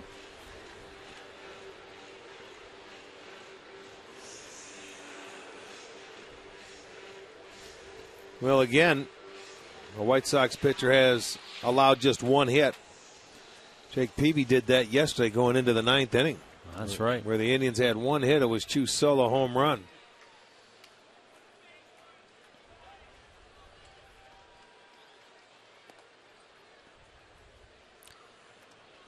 Well, there's certainly, when you look at the Indians and the offensive problems they've had this year, it's not a real big mystery what they need to address in the offseason. Now, again, we don't know what may or may not happen in the offseason. There's been a lot of speculation as to, potential players that could be traded. Chu's going into the final year of his contract before he becomes eligible for free agency. There's been a lot of speculation about Chris Perez, though Chris came out of his meeting with Chris Antonetti feeling like, he's going to be here next year. Yeah. Hard to know. But you look at it, Rick, just look at it. If you keep all that out of the equation, because we don't know what's going to happen. But left field, you got to find somebody who can play left field. First base, you got to find somebody who's going to man first base for you. And obviously designated hitter. Well, you got a DH, and also you got to think about behind the plate as well. I know you're thinking, okay, we've got Santana back there, but defensively, I'm not sold on Carlos Santana. Cord Phelps grounds out one away here in the fifth inning. Well, okay, I'll give you that, but at least in order of most pressing needs, he's not in the top three, I wouldn't think. No, I agree with that. But you go out and you look now in free agency and how you can go about acquiring some of those guys. It could be it's a lean year. Yeah.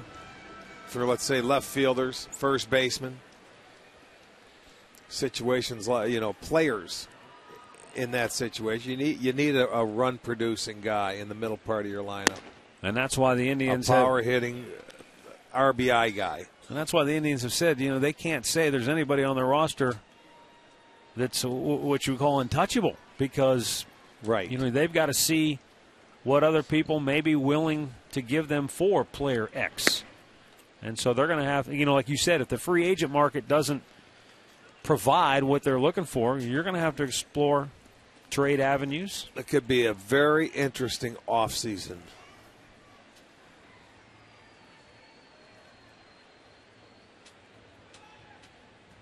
The 2-0. And Hanahan hits one high and slicing out of play.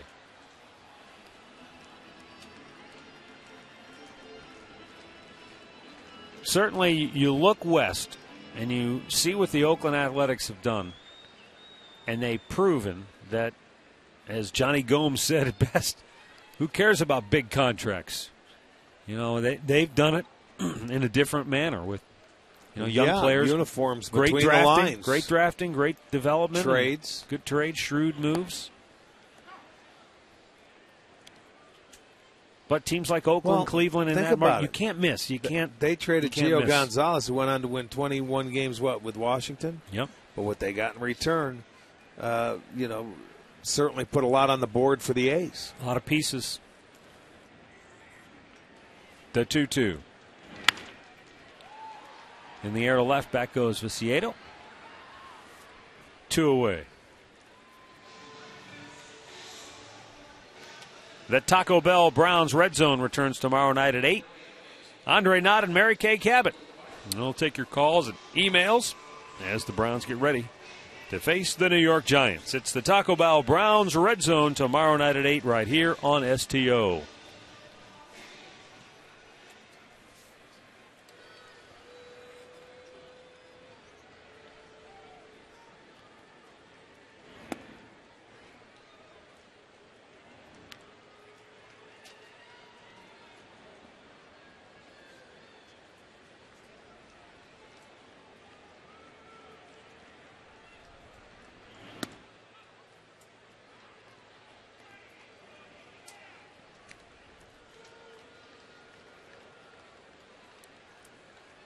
Gavin Floyd's only made 65 pitches to this point. 41 of those have been strikes.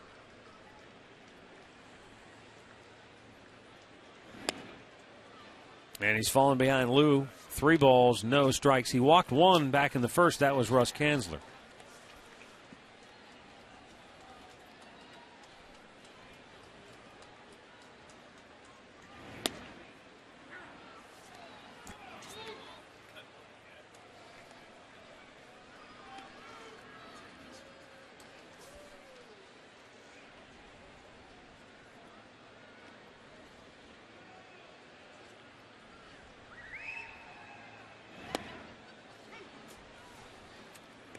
And now a full count.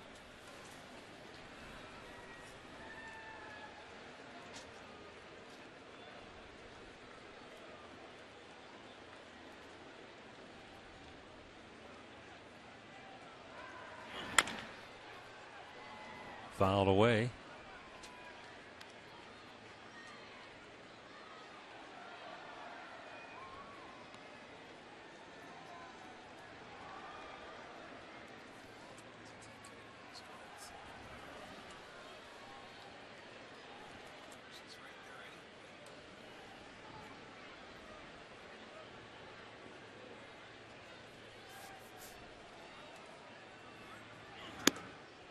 And Lou draws a 3-2 walk. Keeps the inning alive with 2 down.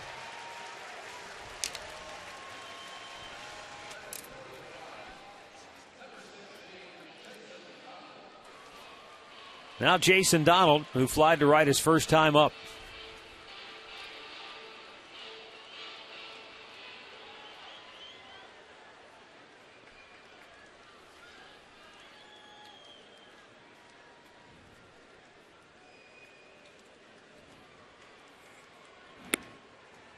Yeah, it's in the dirt for ball 1.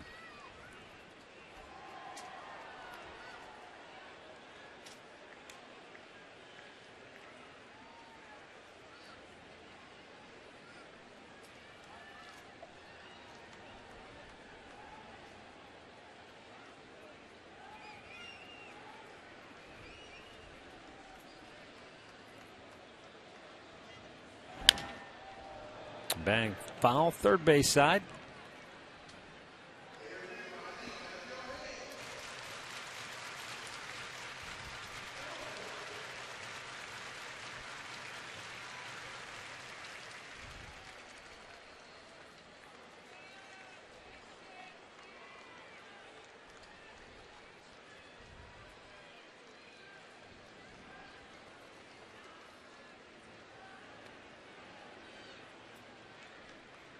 And the 1-1 is outside, 2 balls and a strike.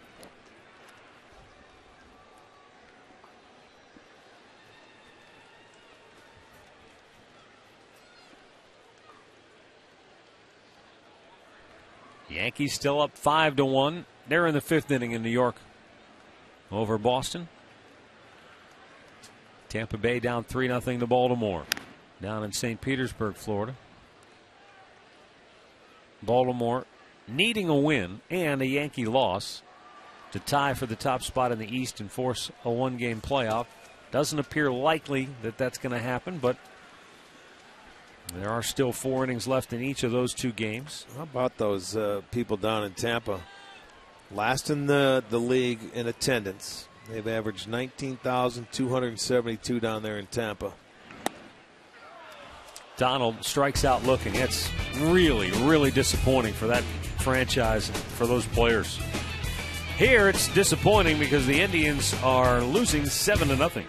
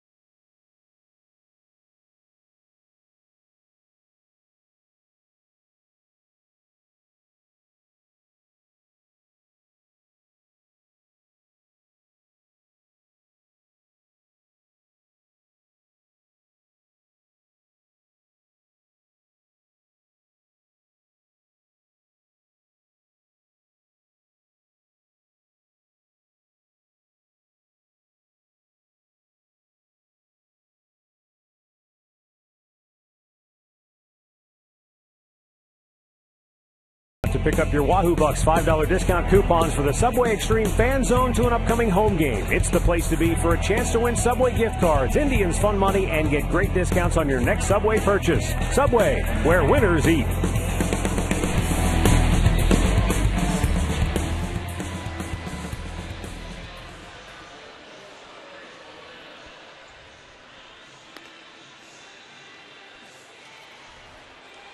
Seven to nothing in favor of Chicago. And we're moving on now to the 6th inning.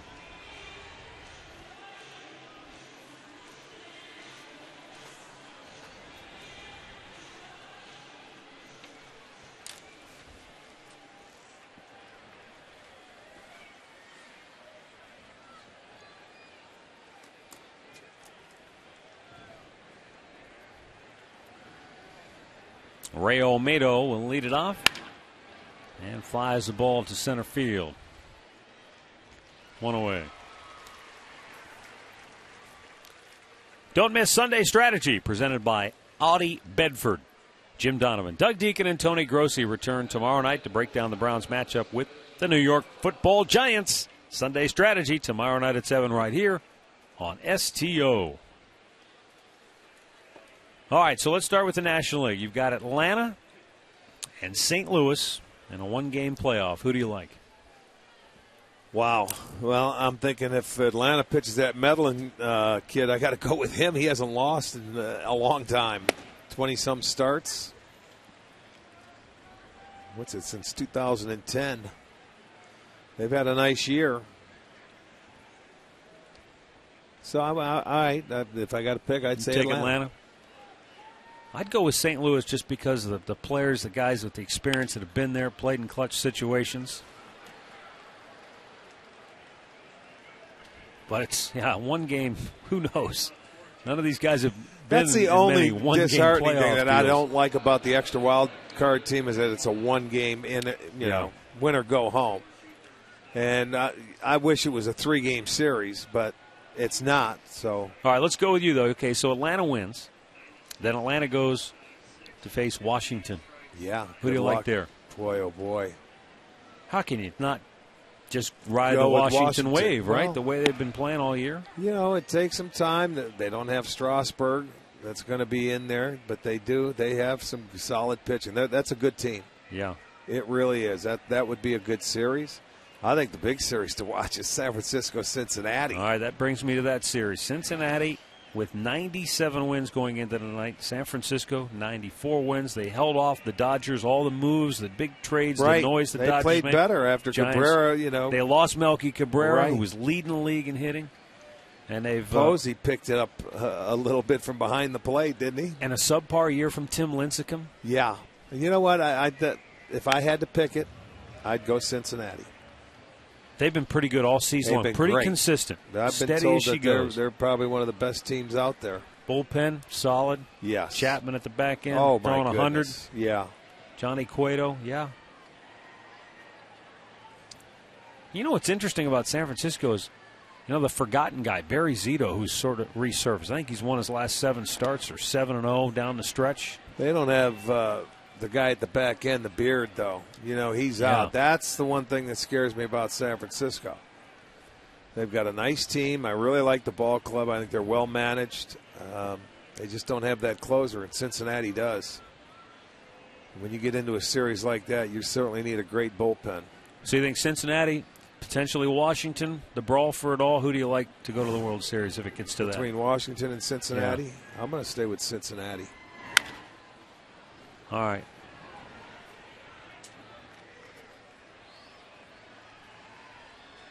American League, even though we're not there yet, but it looks like New York's going to win. They're up 7-1. Boston, they're headed for their 93rd loss of the year. I don't think they have a miracle comeback in them. So let's say the Yankees win the East.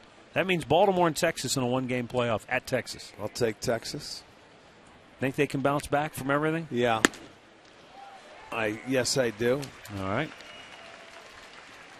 That would send Texas on to New York. Rangers and Yankees. Whew.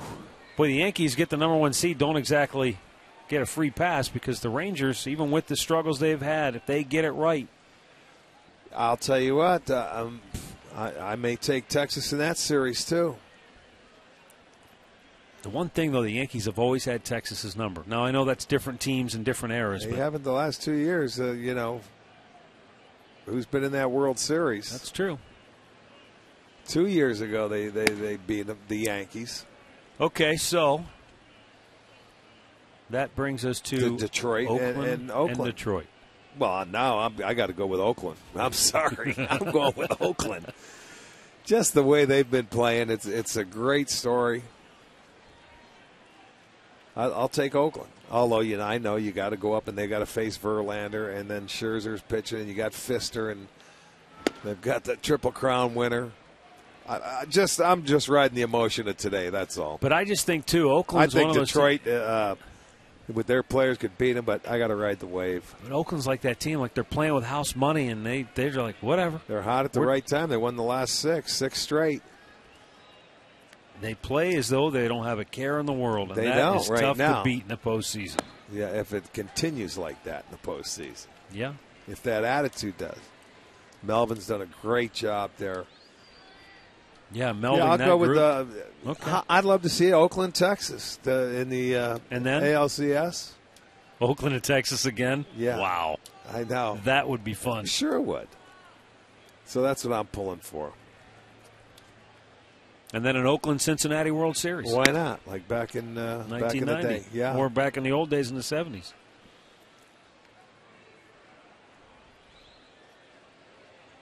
All right, folks, so there you go. You won't have to watch the postseason. We've broken it all down. Well, it's, you could sit down and break it down and do whatever you want to do, but it's going to be fun to watch. The 3-1. In tight ball 4. So the inning continues. And that will bring up Diane Viciedo. First, our game recap brought to you by your Northern Ohio Toyota dealers. All White Sox tonight. Dan Johnson with a 2-run homer in the second. Quickly made it 2-0 Chicago. Picked up another run on the 4th, and then on the 5th, Paul Konerko hit a 2-run shot, and then 2 batters later, Dan Johnson hit another 2-run shot. Too many fastballs and not good locations. Find out about more than 30 Toyota offers available now at buyatoyota.com.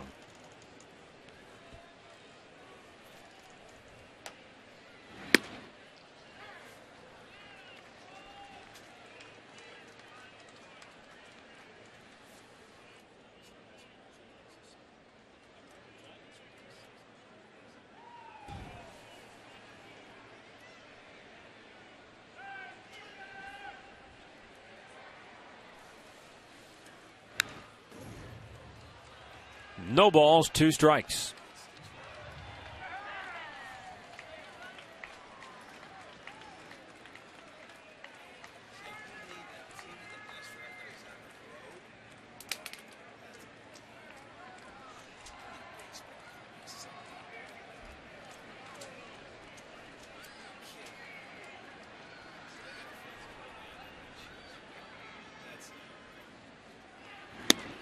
Viciedo strikes out and the inning is over. Middle of the 6th, 7-0 Chicago.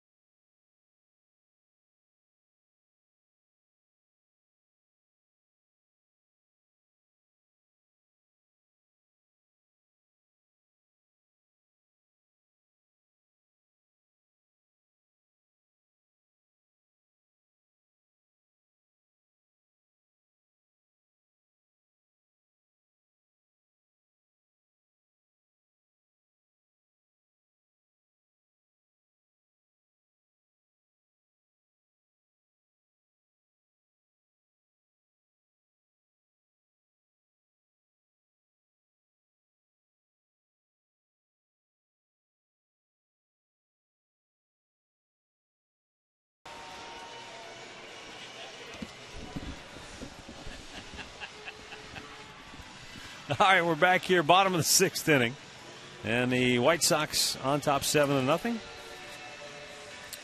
Top of the order for the Indians, Shin-Soo Choo. He's had 2 at-bats tonight.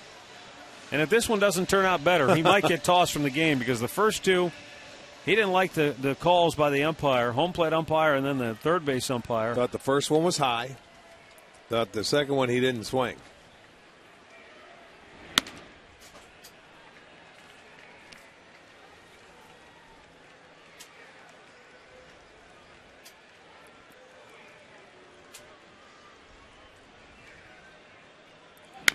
Choo with a big chopper in the hole. He wasn't going to put it in the umpire's hands this time, but Hudson flips it over, 1 away.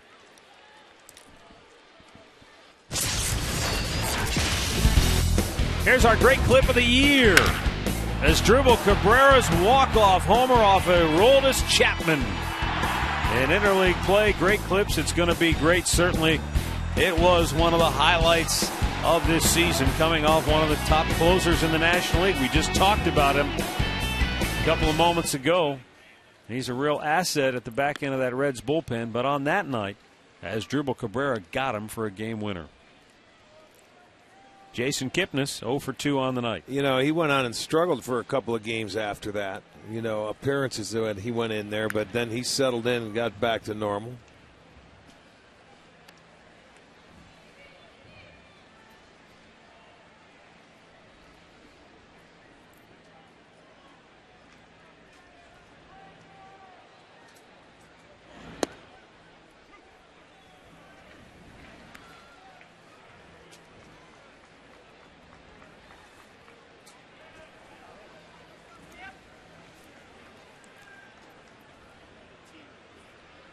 The 1-2 down on the dirt.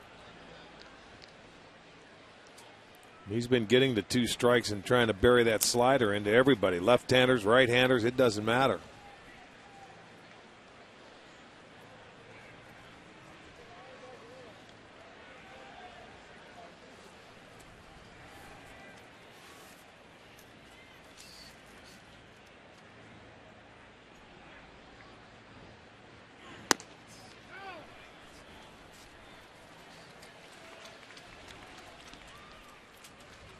A full count.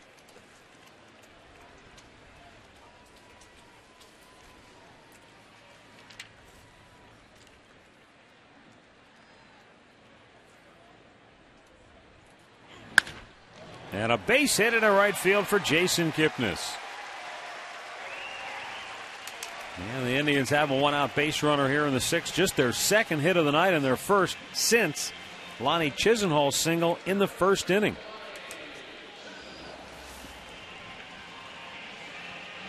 Well, he got a fastball down, and then he got one down there last night and got a nice base hit on, too. He likes that ball down and in.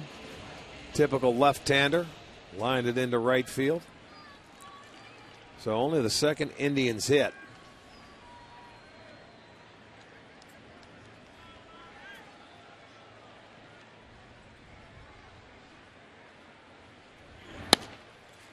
You know, that home run by Asdrubal Cabrera just kind of jogged my memory. You know, you think back, the Indians swept that series from Cincinnati.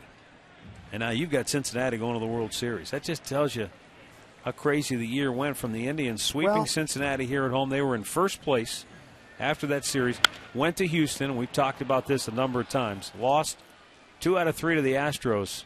And the season really started to spiral because they fell out of first place and never got back. Well, and another series I want to talk about now that you're on it is on that trip when we went to Houston, then to New York, and then we went and won 3 out of 4 from Baltimore. Yeah, and I mean, that could have been a horrendous trip. I looked at Baltimore back then and said, my goodness, I said, boy, how are they this good? I mean, they were playing pretty good at the time. And I'm thinking, no, there's no way they can hold up. But, boy, did they turn it around. I mean, because the Indians went into that ballpark, I think they had like 58 hits, 40-some extra base hits in that series. They hit the ball all over the ballpark. It was probably their best offensive series of the year when you consider, Rick. They win the opener 7-2. The only game they lost 9-8. Then they win 11-5 and 6-2. Yeah, and they hit the ball better in that series, and they faced 3 left-handers in that series. And then they came home right before the All-Star break, took 2 out of 3 from the Angels. Mm-hmm. And then and Tampa should have came won in, 3 out of 4 from Tampa. Tampa came in a 4-game series, right. They lost that last game 7-6, game they had. They had it 6-4 or something like that. And Chris Perez yes. had a meltdown, and they got him. But, yeah, and then, of course, we all know in the second half it was just but, I mean, when you sit back and you look at little series or games and things that turn around, and, you know, you have to do that all year.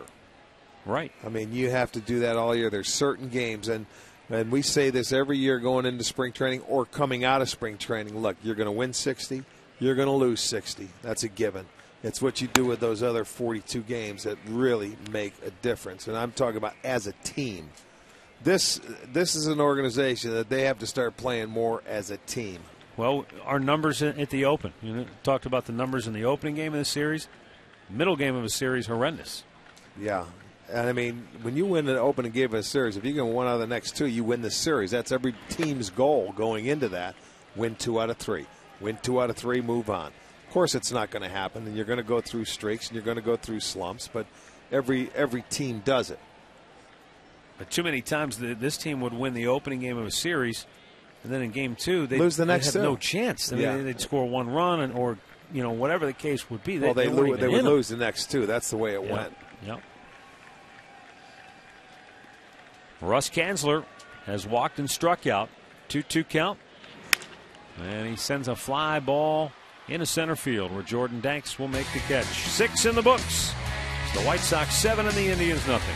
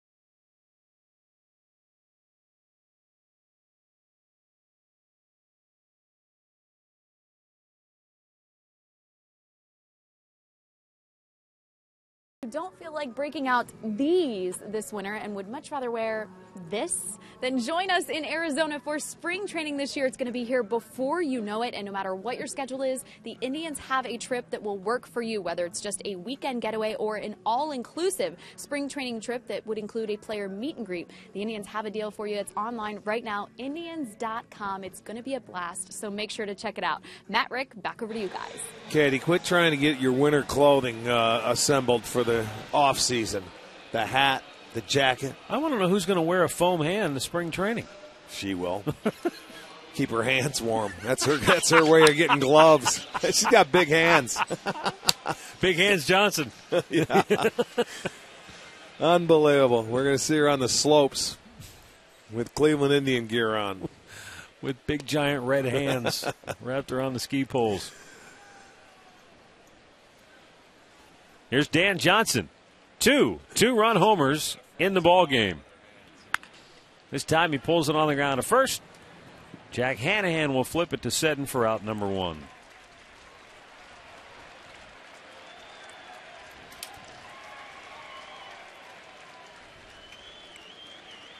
th appearance for Chris, who's worked primarily out of the pen.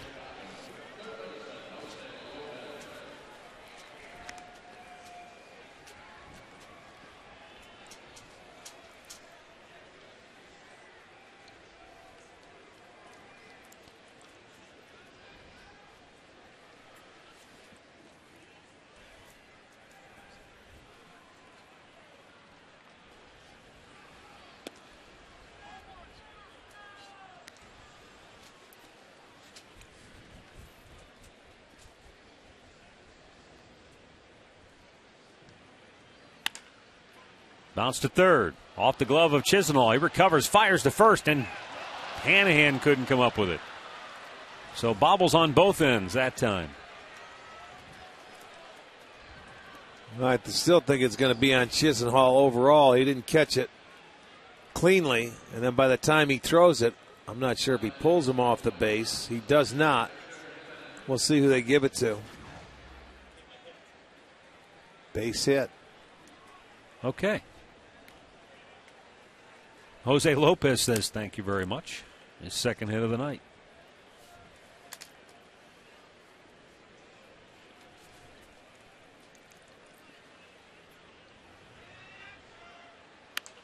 And now a blooper, right field, fair ball. Down the line it goes. Chu over to cut it off. Lopez will stop at second. And with 2 on and 1 out, that'll bring up Jordan Danks. Let's go back to the Hyundai Studios for another in-game update with Al. All right, Matt, the Yankees have broken this one open now in the bottom of the 5th inning. Robinson Cano, his second home run of the night. It's another 2-run blast, and it puts the Yankees ahead 7-1 over Boston. They're now in the top of the 6th inning at Yankee Stadium. Matt? All right, thanks, Al. And Tampa Bay blanking Baltimore 4-0. So looking a little more and more like the Yankees will secure the Eastern Division crown, sending Baltimore to Texas for a 1-game playoff.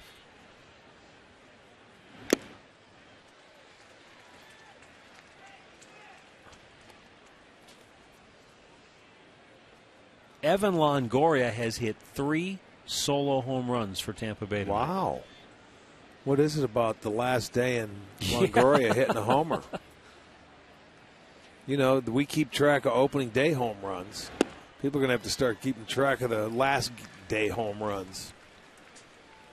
Yeah, Dan Johnson, remember he was part of that wasn't he part of that last year? Who he was. Didn't he tie it? Yeah, he hit the tying run. Yes, homer. he did. So there's 3 for him. Good call.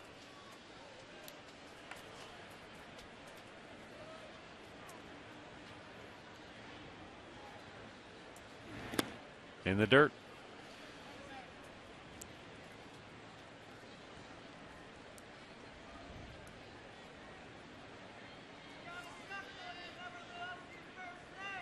Of course, that'll be interesting, too. I mean, it's only 1 game, so the media won't have a lot of time to hype it up and build it up. But Buck Showalter returning to Texas, bringing Baltimore in there. Well, there's a lot of good stories around this year.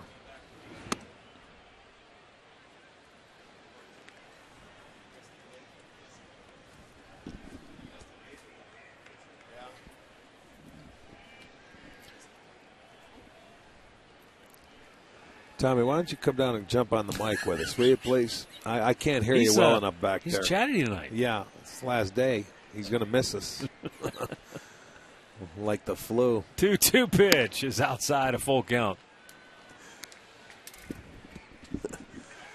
Just let him sit on headset. He can tell us anything he has to today instead of writing it down with his crayons. Be careful what you wish for. They'll give him a headset. He'll have direct access to your earpiece. 3-2 pitch. In the dirt. And a ball for walk to Danks. Lopez to third. Jimenez to second. Bases loaded, 1 out. Here's another great play of the season. Remember this one. Wasn't that long ago. Jason Donald letting it all go here. Into the seats.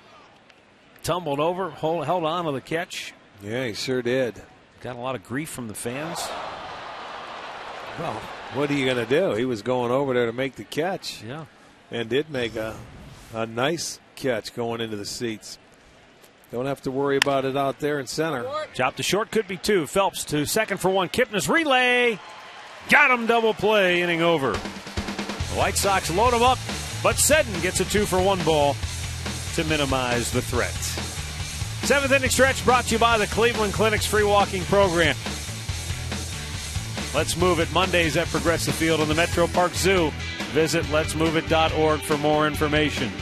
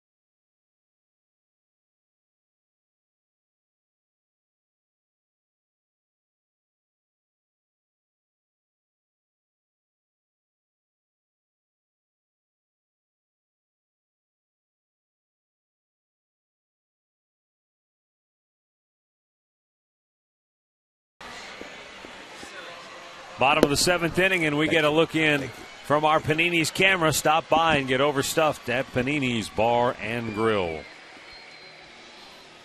For the Indians, Travis Hafner, Cord Phelps, and Jack Hanahan do up. Gavin Floyd, 6 shutout innings. He's given up 2 singles on the night. He's walked 2 and struck out 6.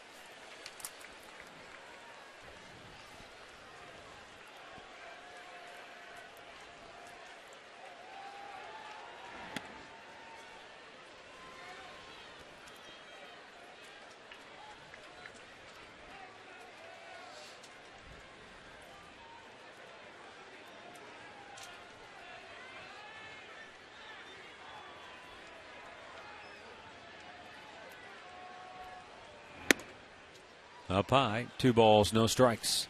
With all the publicity generated by the offseason signing of Albert Pujols, it's been a disappointing year for the Angels, who are playing out the string tonight in Seattle.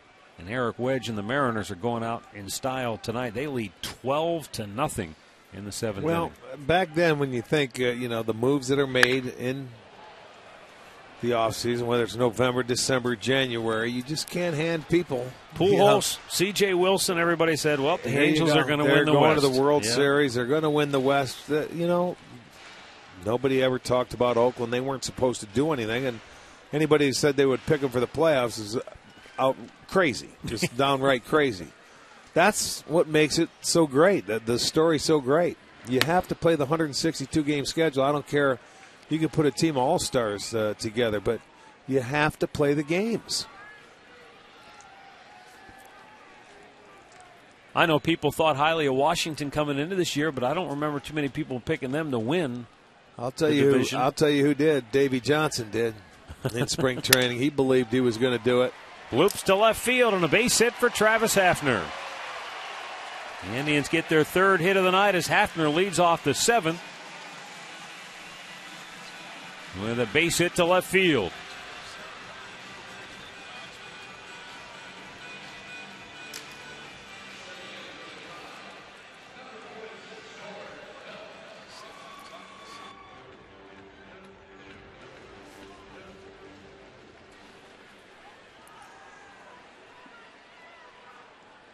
Cord Phelps 0 for 2 on the night. He has flied out, grounded out. And a pitch down low, ball 1.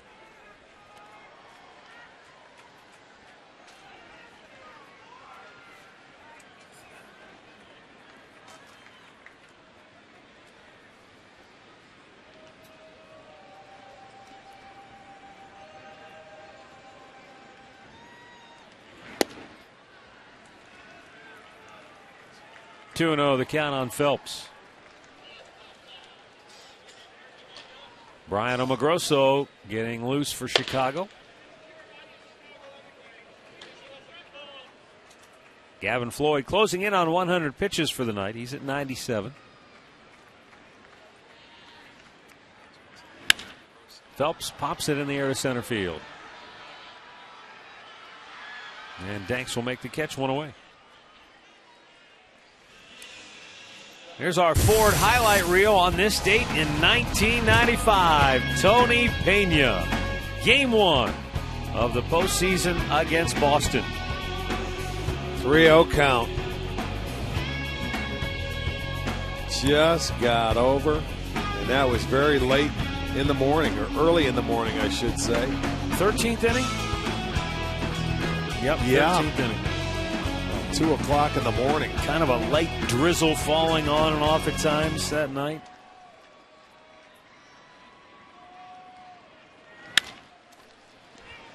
Double play ball to short. To second for 1, on to first, a double play. And we'll go to the 8th. 7-0 Chicago.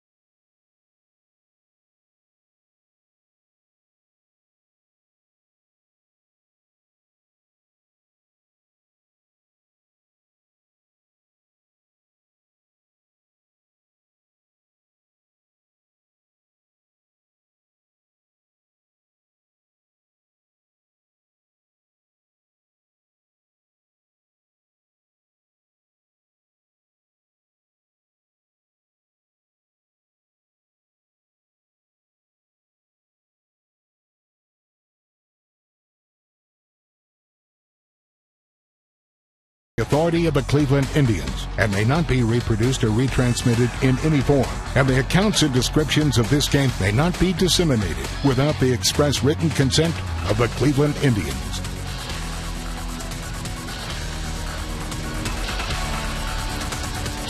Rock and Roll Hall of Fame and Museum down on the lakefront. Here at Progressive Field, Chicago with a 7-0 lead as we go to the 8th inning. Top of the order due up for the White Sox.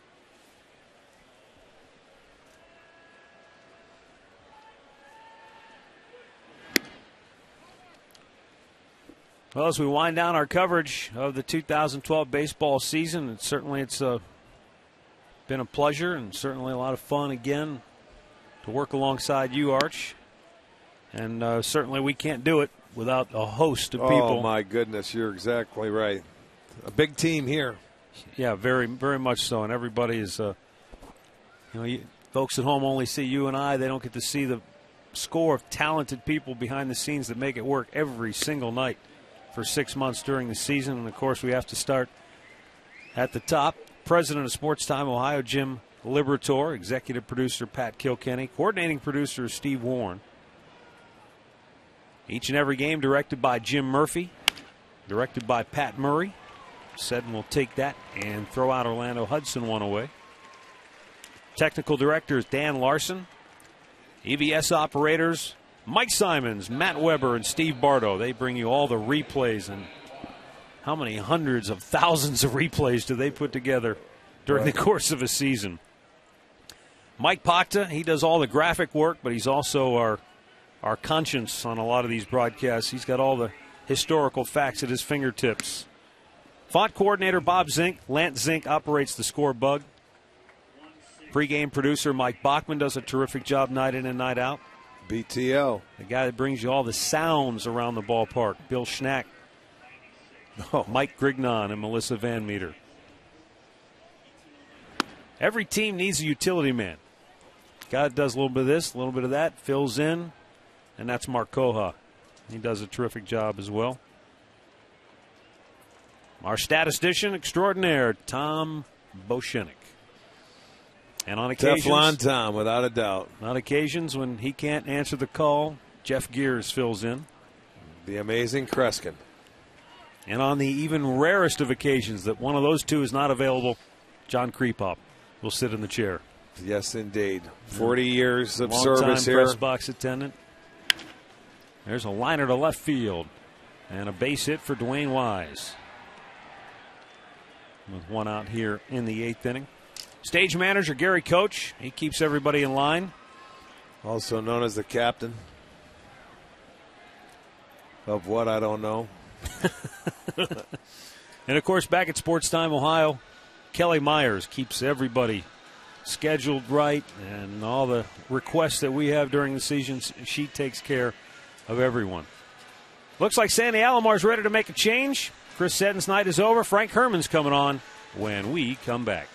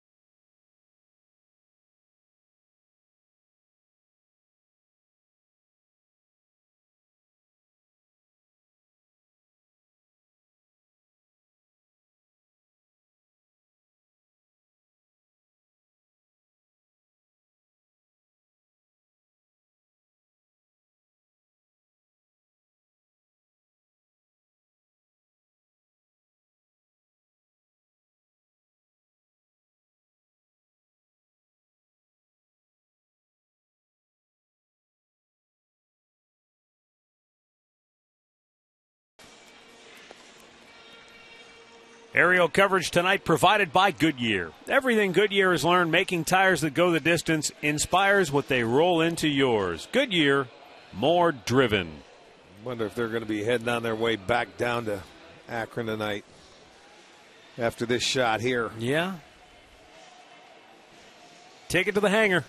See if they can beat Tommy Bow down 77. Great job, guys. Thanks, as always. Tremendous job from up in the skies. Here's Frank Herman, 15th appearance of the year. He'll be facing Paul Konerko, who hit one of 3 Chicago home runs tonight.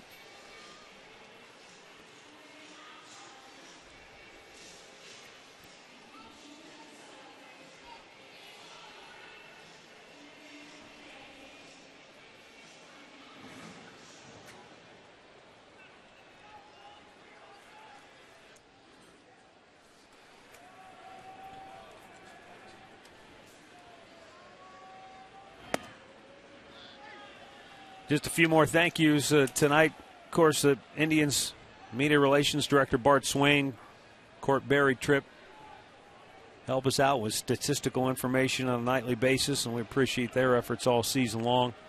And last, and certainly not least, the men and women who bring you the pictures each and every night on Indians baseball. We've got a host of extremely talented camera operators. Yeah, the best in the business, at least that we see. Matt Wadowski, Mark Hugg, Robert Benny, Mitch Madden, Frank Schubert, Jeannie Anderson, Igor Klobos, Jimmy Orek, Kerry Kems, Joey Gamallo, Johnny Gorsica, Chris Madden, and, of course, Brian McDermott. They all do exceptional work each and every night, and we thank all of them for their contributions during the season.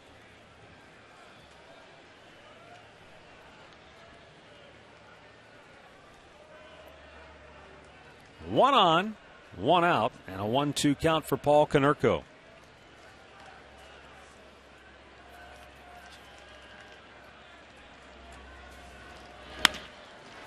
Up the middle. Phelps will flip it to Kipnis, on to first. An inning-ending double play. We'll go to the bottom of the 8th. 7-0 Chicago.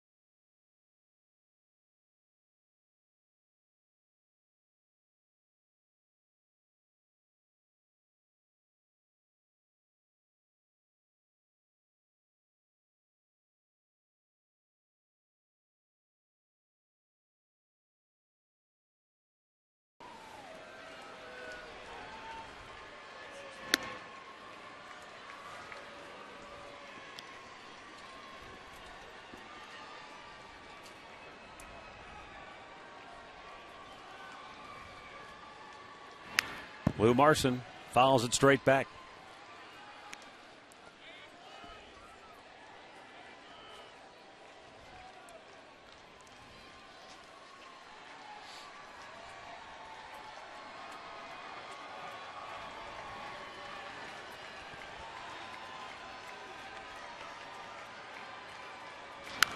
Foul right back.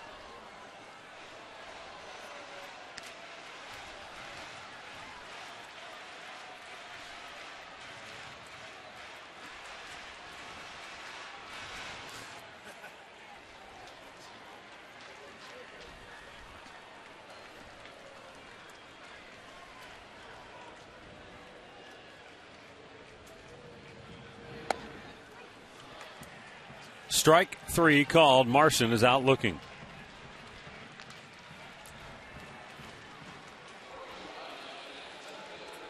As promised earlier, it's Miller time, brought to you by Miller Lite. And on this date in 1951, it's the shot heard round the world.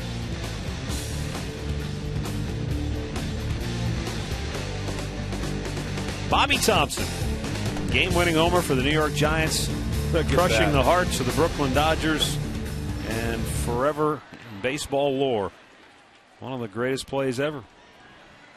And it triggered such intrigue and mystery for so many years. You know, there was accusations that the Dodgers were stealing signals, and that maybe Bobby Thompson, or that the Giants were stealing signals, and that Bobby Thompson knew the pitch that was coming. Of course, he said hogwash, you know.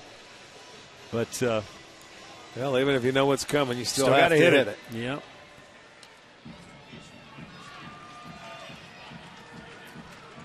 Shin-Soo Choo, 1 for 3 on the night.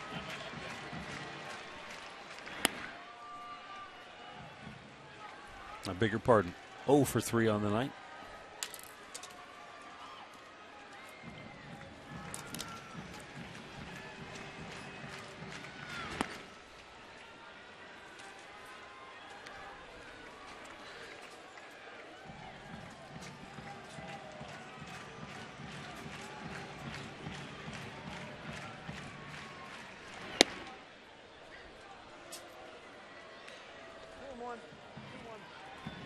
Layson Septimo warming up for Chicago.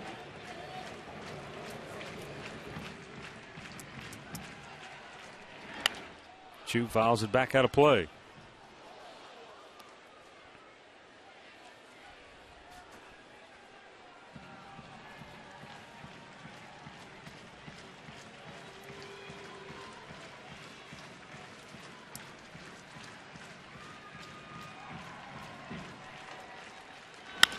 Line right back up the middle, and Choo will finish with a base hit.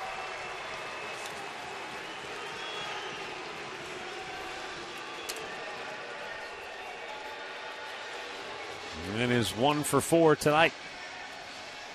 We'll have him at 283 for the year, and that gives him a new career-high 13-game hitting streak. Well, that's a way to end it, right back up the middle.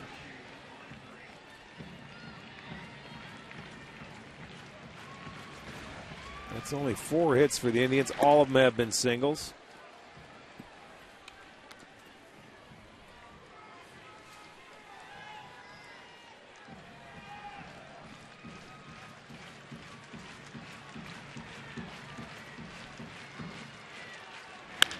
Big chopper to first.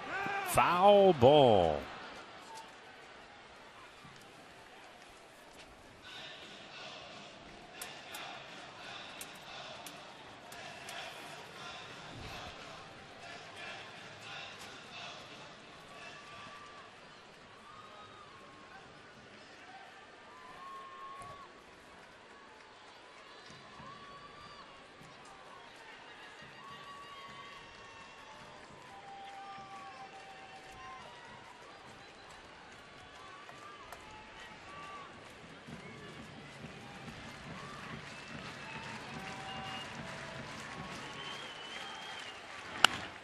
Ripped foul again.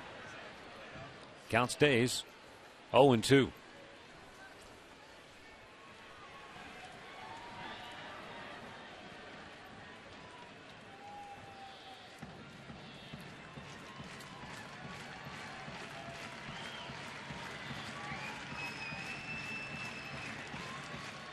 Once again, the 0-2 pitch. And Kipnis drives it to deep right field. And it's over the head of Dwayne Wise. That'll be a double for Kipnis. And stopping at third is Chu. Had Kipnis been able to drive home Chu, he would have ended the season as the Indians' team leader in runs batted in. But with Chu unable to score, that means he'll end the season tied with Carlos Santana with 76 runs batted in. Well, he got an 0-2 pitch to his liking.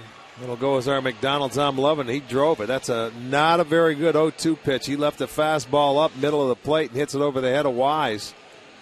And I thought Chu was going to score, but Smitty holds him up at third base. Looks like Robin Ventura going to make a pitching change here. He's going to go to a left-hander. We've got a timeout with 2 on, 2 out in the 8th, and the Tribe down 7.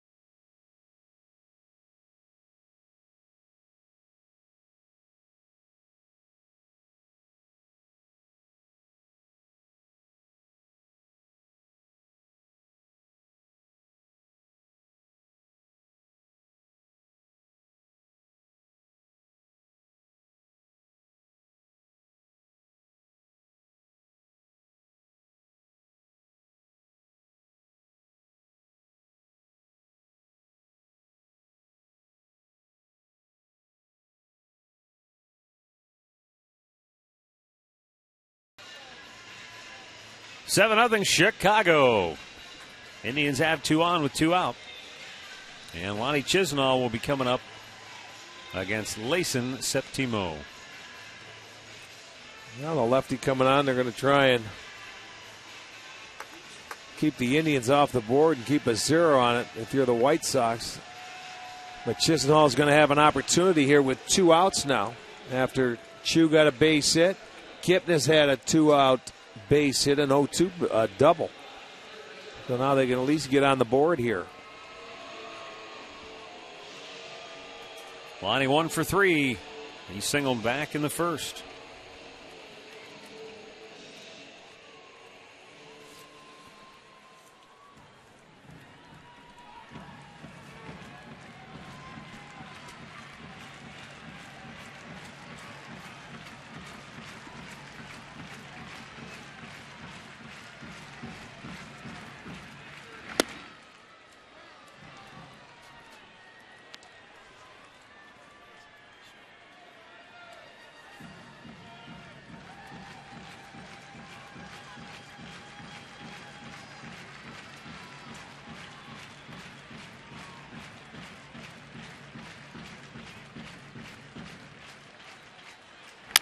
Broke his bat. Rolls it to short. Lopez cuts in front. The third baseman throws to first, and they just did get him. So 8 complete. Still 7-0 Chicago.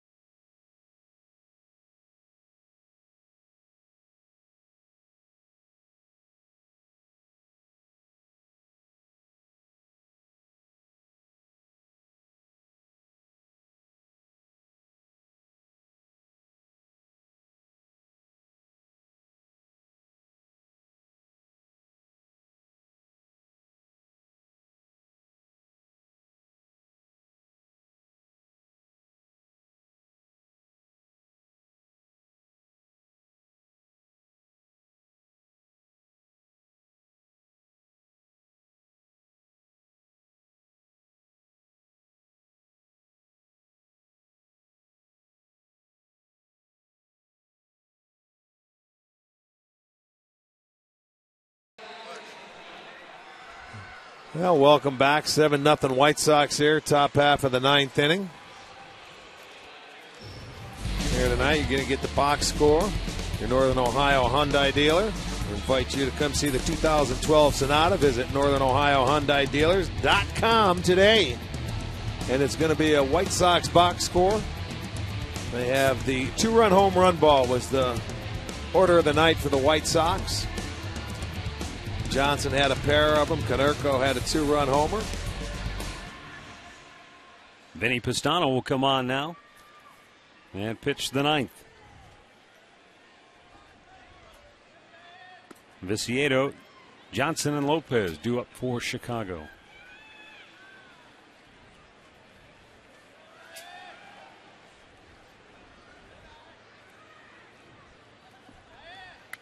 Rick, I think the next several days will be very interesting for the Indians organization and for the fans who will be watching very closely. You've got Sandy Alomar, who will interview formally tomorrow. Right. And then Terry Francona, who will interview formally on Friday. Deep right field, Chu's back. He's out of room. It's out of here. Dayan Viciedo with his 3rd hit of the night and his 3rd home run of the series. And Chicago now leads it by a score of 8-0.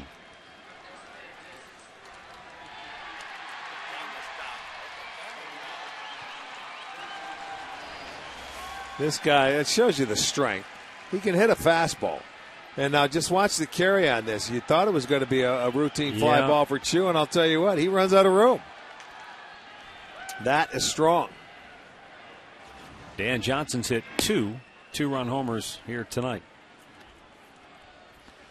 And right now they ended the season with 210 homers as a team.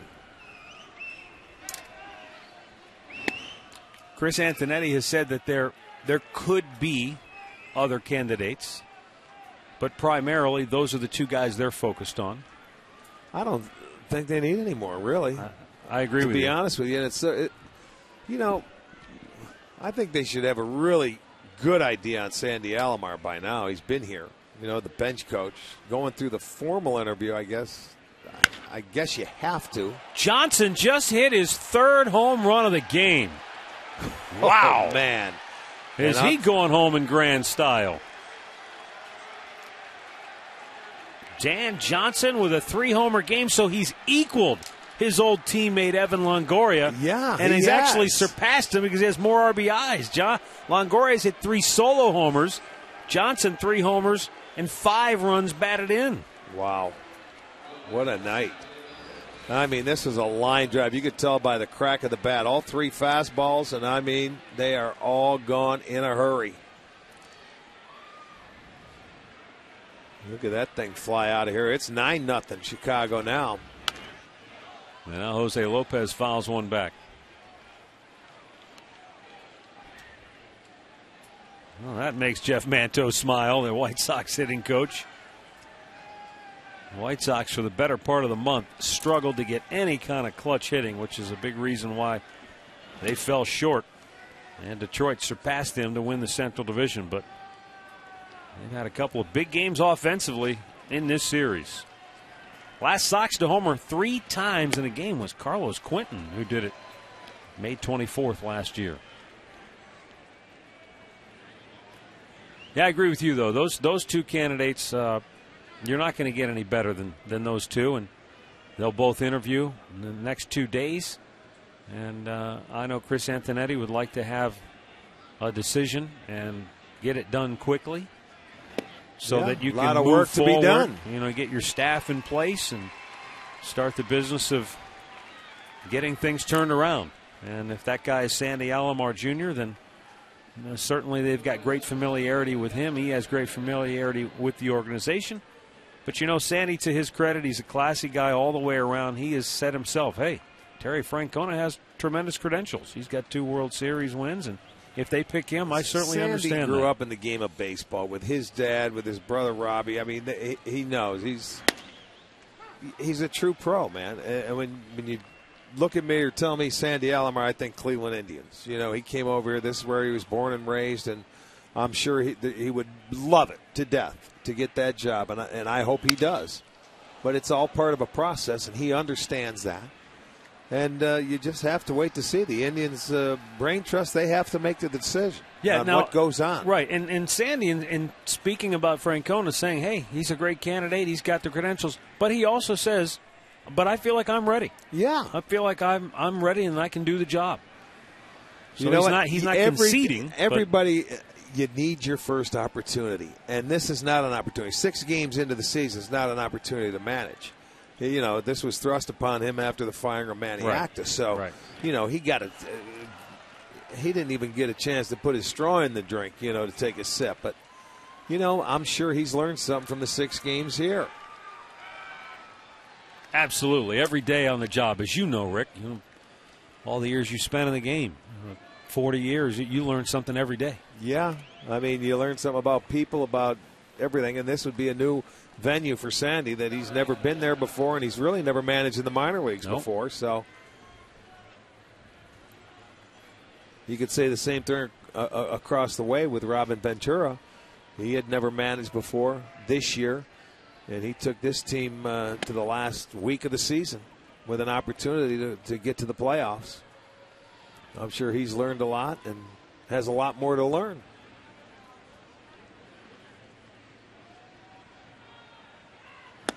Danks a swing and a miss, 1-1.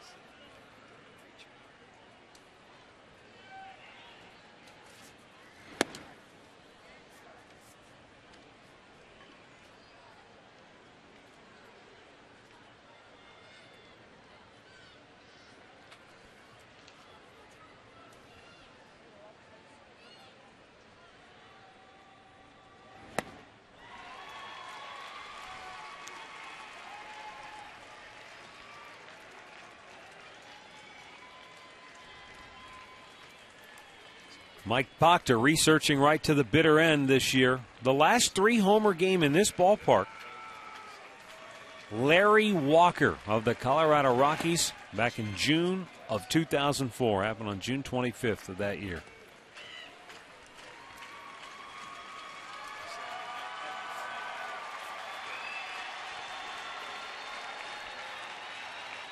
He had some monster seasons with the Rockies. Payoff pitch. And it's ball 4, so the inning stays alive. Brings up Ray Olmedo. Stay tuned afterwards tonight for the Conrad's Tire Express and Total Car Care post-game show. We'll have the highlights. We will not have the next day's pitching matchup. But we can tell you our next game. As Olmedo lines one to left field for a base hit, over to cut it off is Russ Kanzler. Danks in the third. It's a double for Olmedo. Our next game on Sports Time Ohio will be Tuesday, April 2nd from the Rogers Center in Toronto. That's where the Indians will open the 2013 season. Yes, we will. On the road. We opened up this year against Toronto here. That's right. Now that's it for Vinny Pistano. And Sandy Alomar will have to make a pitching change here, and he'll go to Cody Allen with 2-on-2 out in the 9th.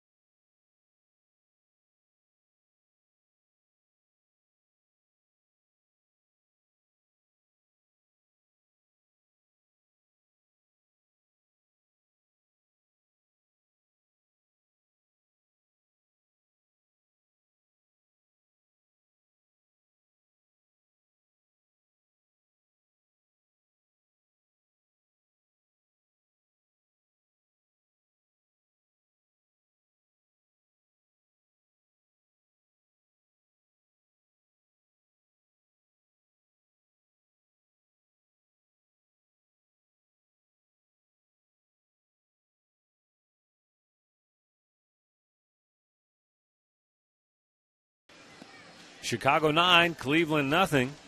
Ninth inning, 2 on, 2 out. Cody Allen will come on for the Indians.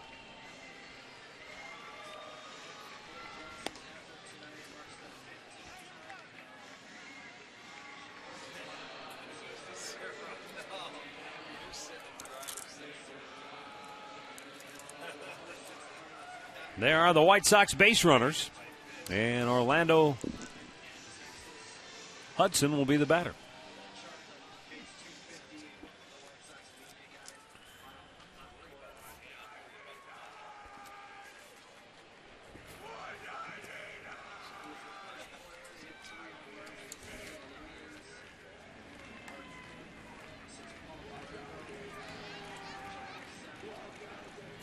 There's the pitch from Cody Allen, and it's ball 1.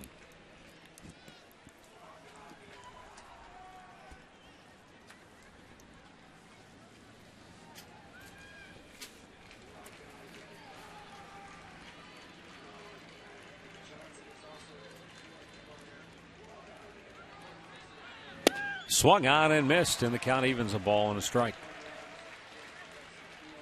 Well, New York is leaving no doubt. At home tonight, they are crushing Boston 10-2 in the 7th. So there's some big numbers put up tonight. Yeah, Seattle blanked the Angels 12-0. Of course, Oakland beat Texas earlier today 12-5 to win the AL West.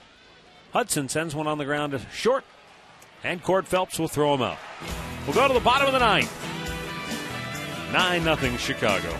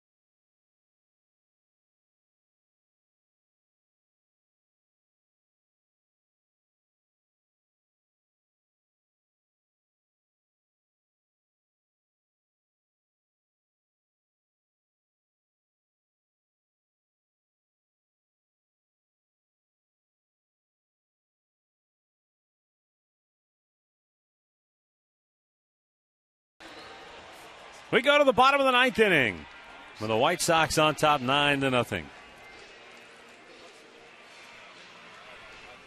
For the Indians, Russ Kanzler, Travis Hafner, and Cord Phelps.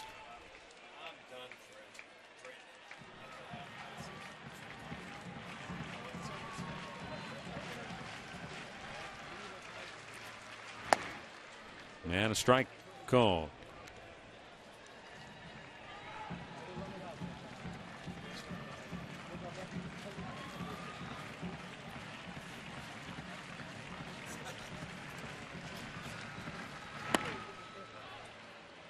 One ball, one strike. Kanzler has walked, struck out, fly to center.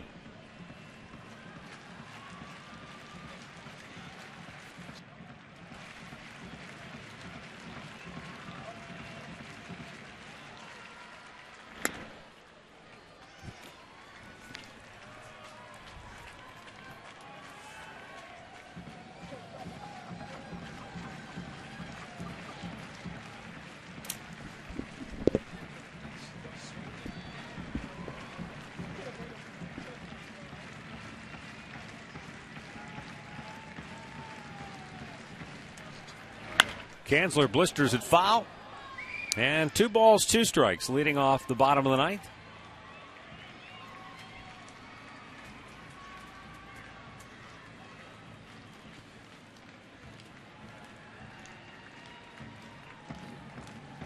Travis Hafner waiting on deck. 2-2 pitch. Swung on and missed.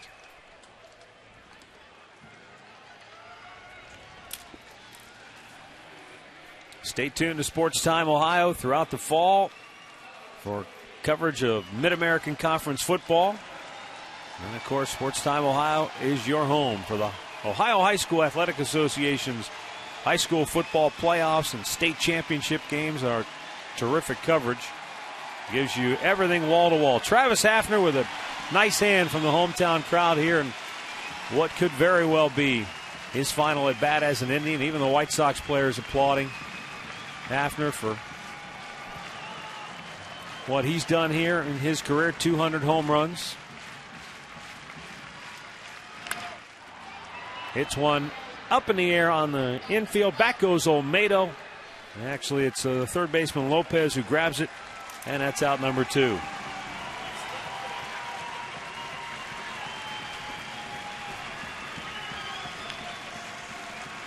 Hafner's accomplished a lot of great things, but unfortunately for him and for the Indians, the last several years, injuries and just the production decline have been a disappointment. So 2 down for Cord Phelps.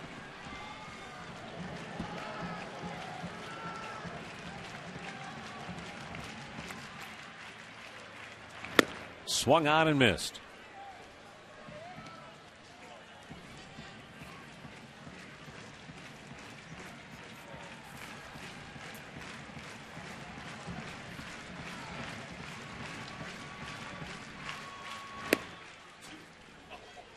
Just missed, and the count is 1-1.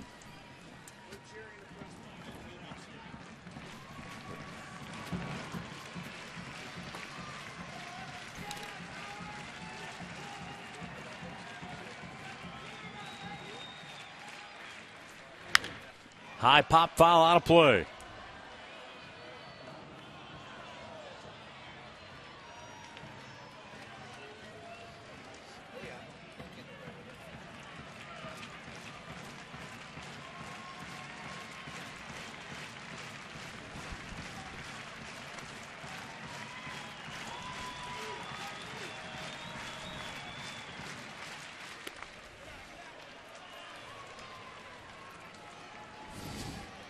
Two balls, 2 strikes.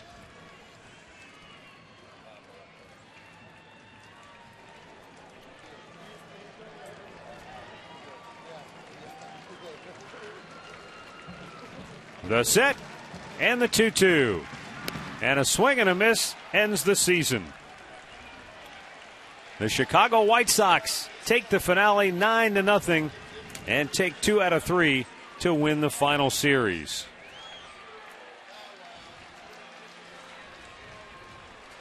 So Chicago swung the bats very well in the series, and the Indians had no answer tonight for Gavin Floyd, and the White Sox, long ball. That was their story all season long. It sure was. Tonight they had 3 2-run homers, 2 solo shots, and they cruise to their 85th win of the year. Time for our key play of the game, brought to you by KeyBank. Well, look no further than the guy that played first base tonight. And I'll tell you what, he got his first home run off Huff on a fastball in. That was a 2-run homer. Pretty good bolt right there. And guess what? He gets another one. Part of a back-to-back jobber. Another 2-run homer, and he didn't quit there. Pistano up in the 9th. He gets another home run. That was the part of the back-to-back home runs. What a night Johnson had. He had 3 long balls tonight for the White Sox. Get to a KeyBank branch now and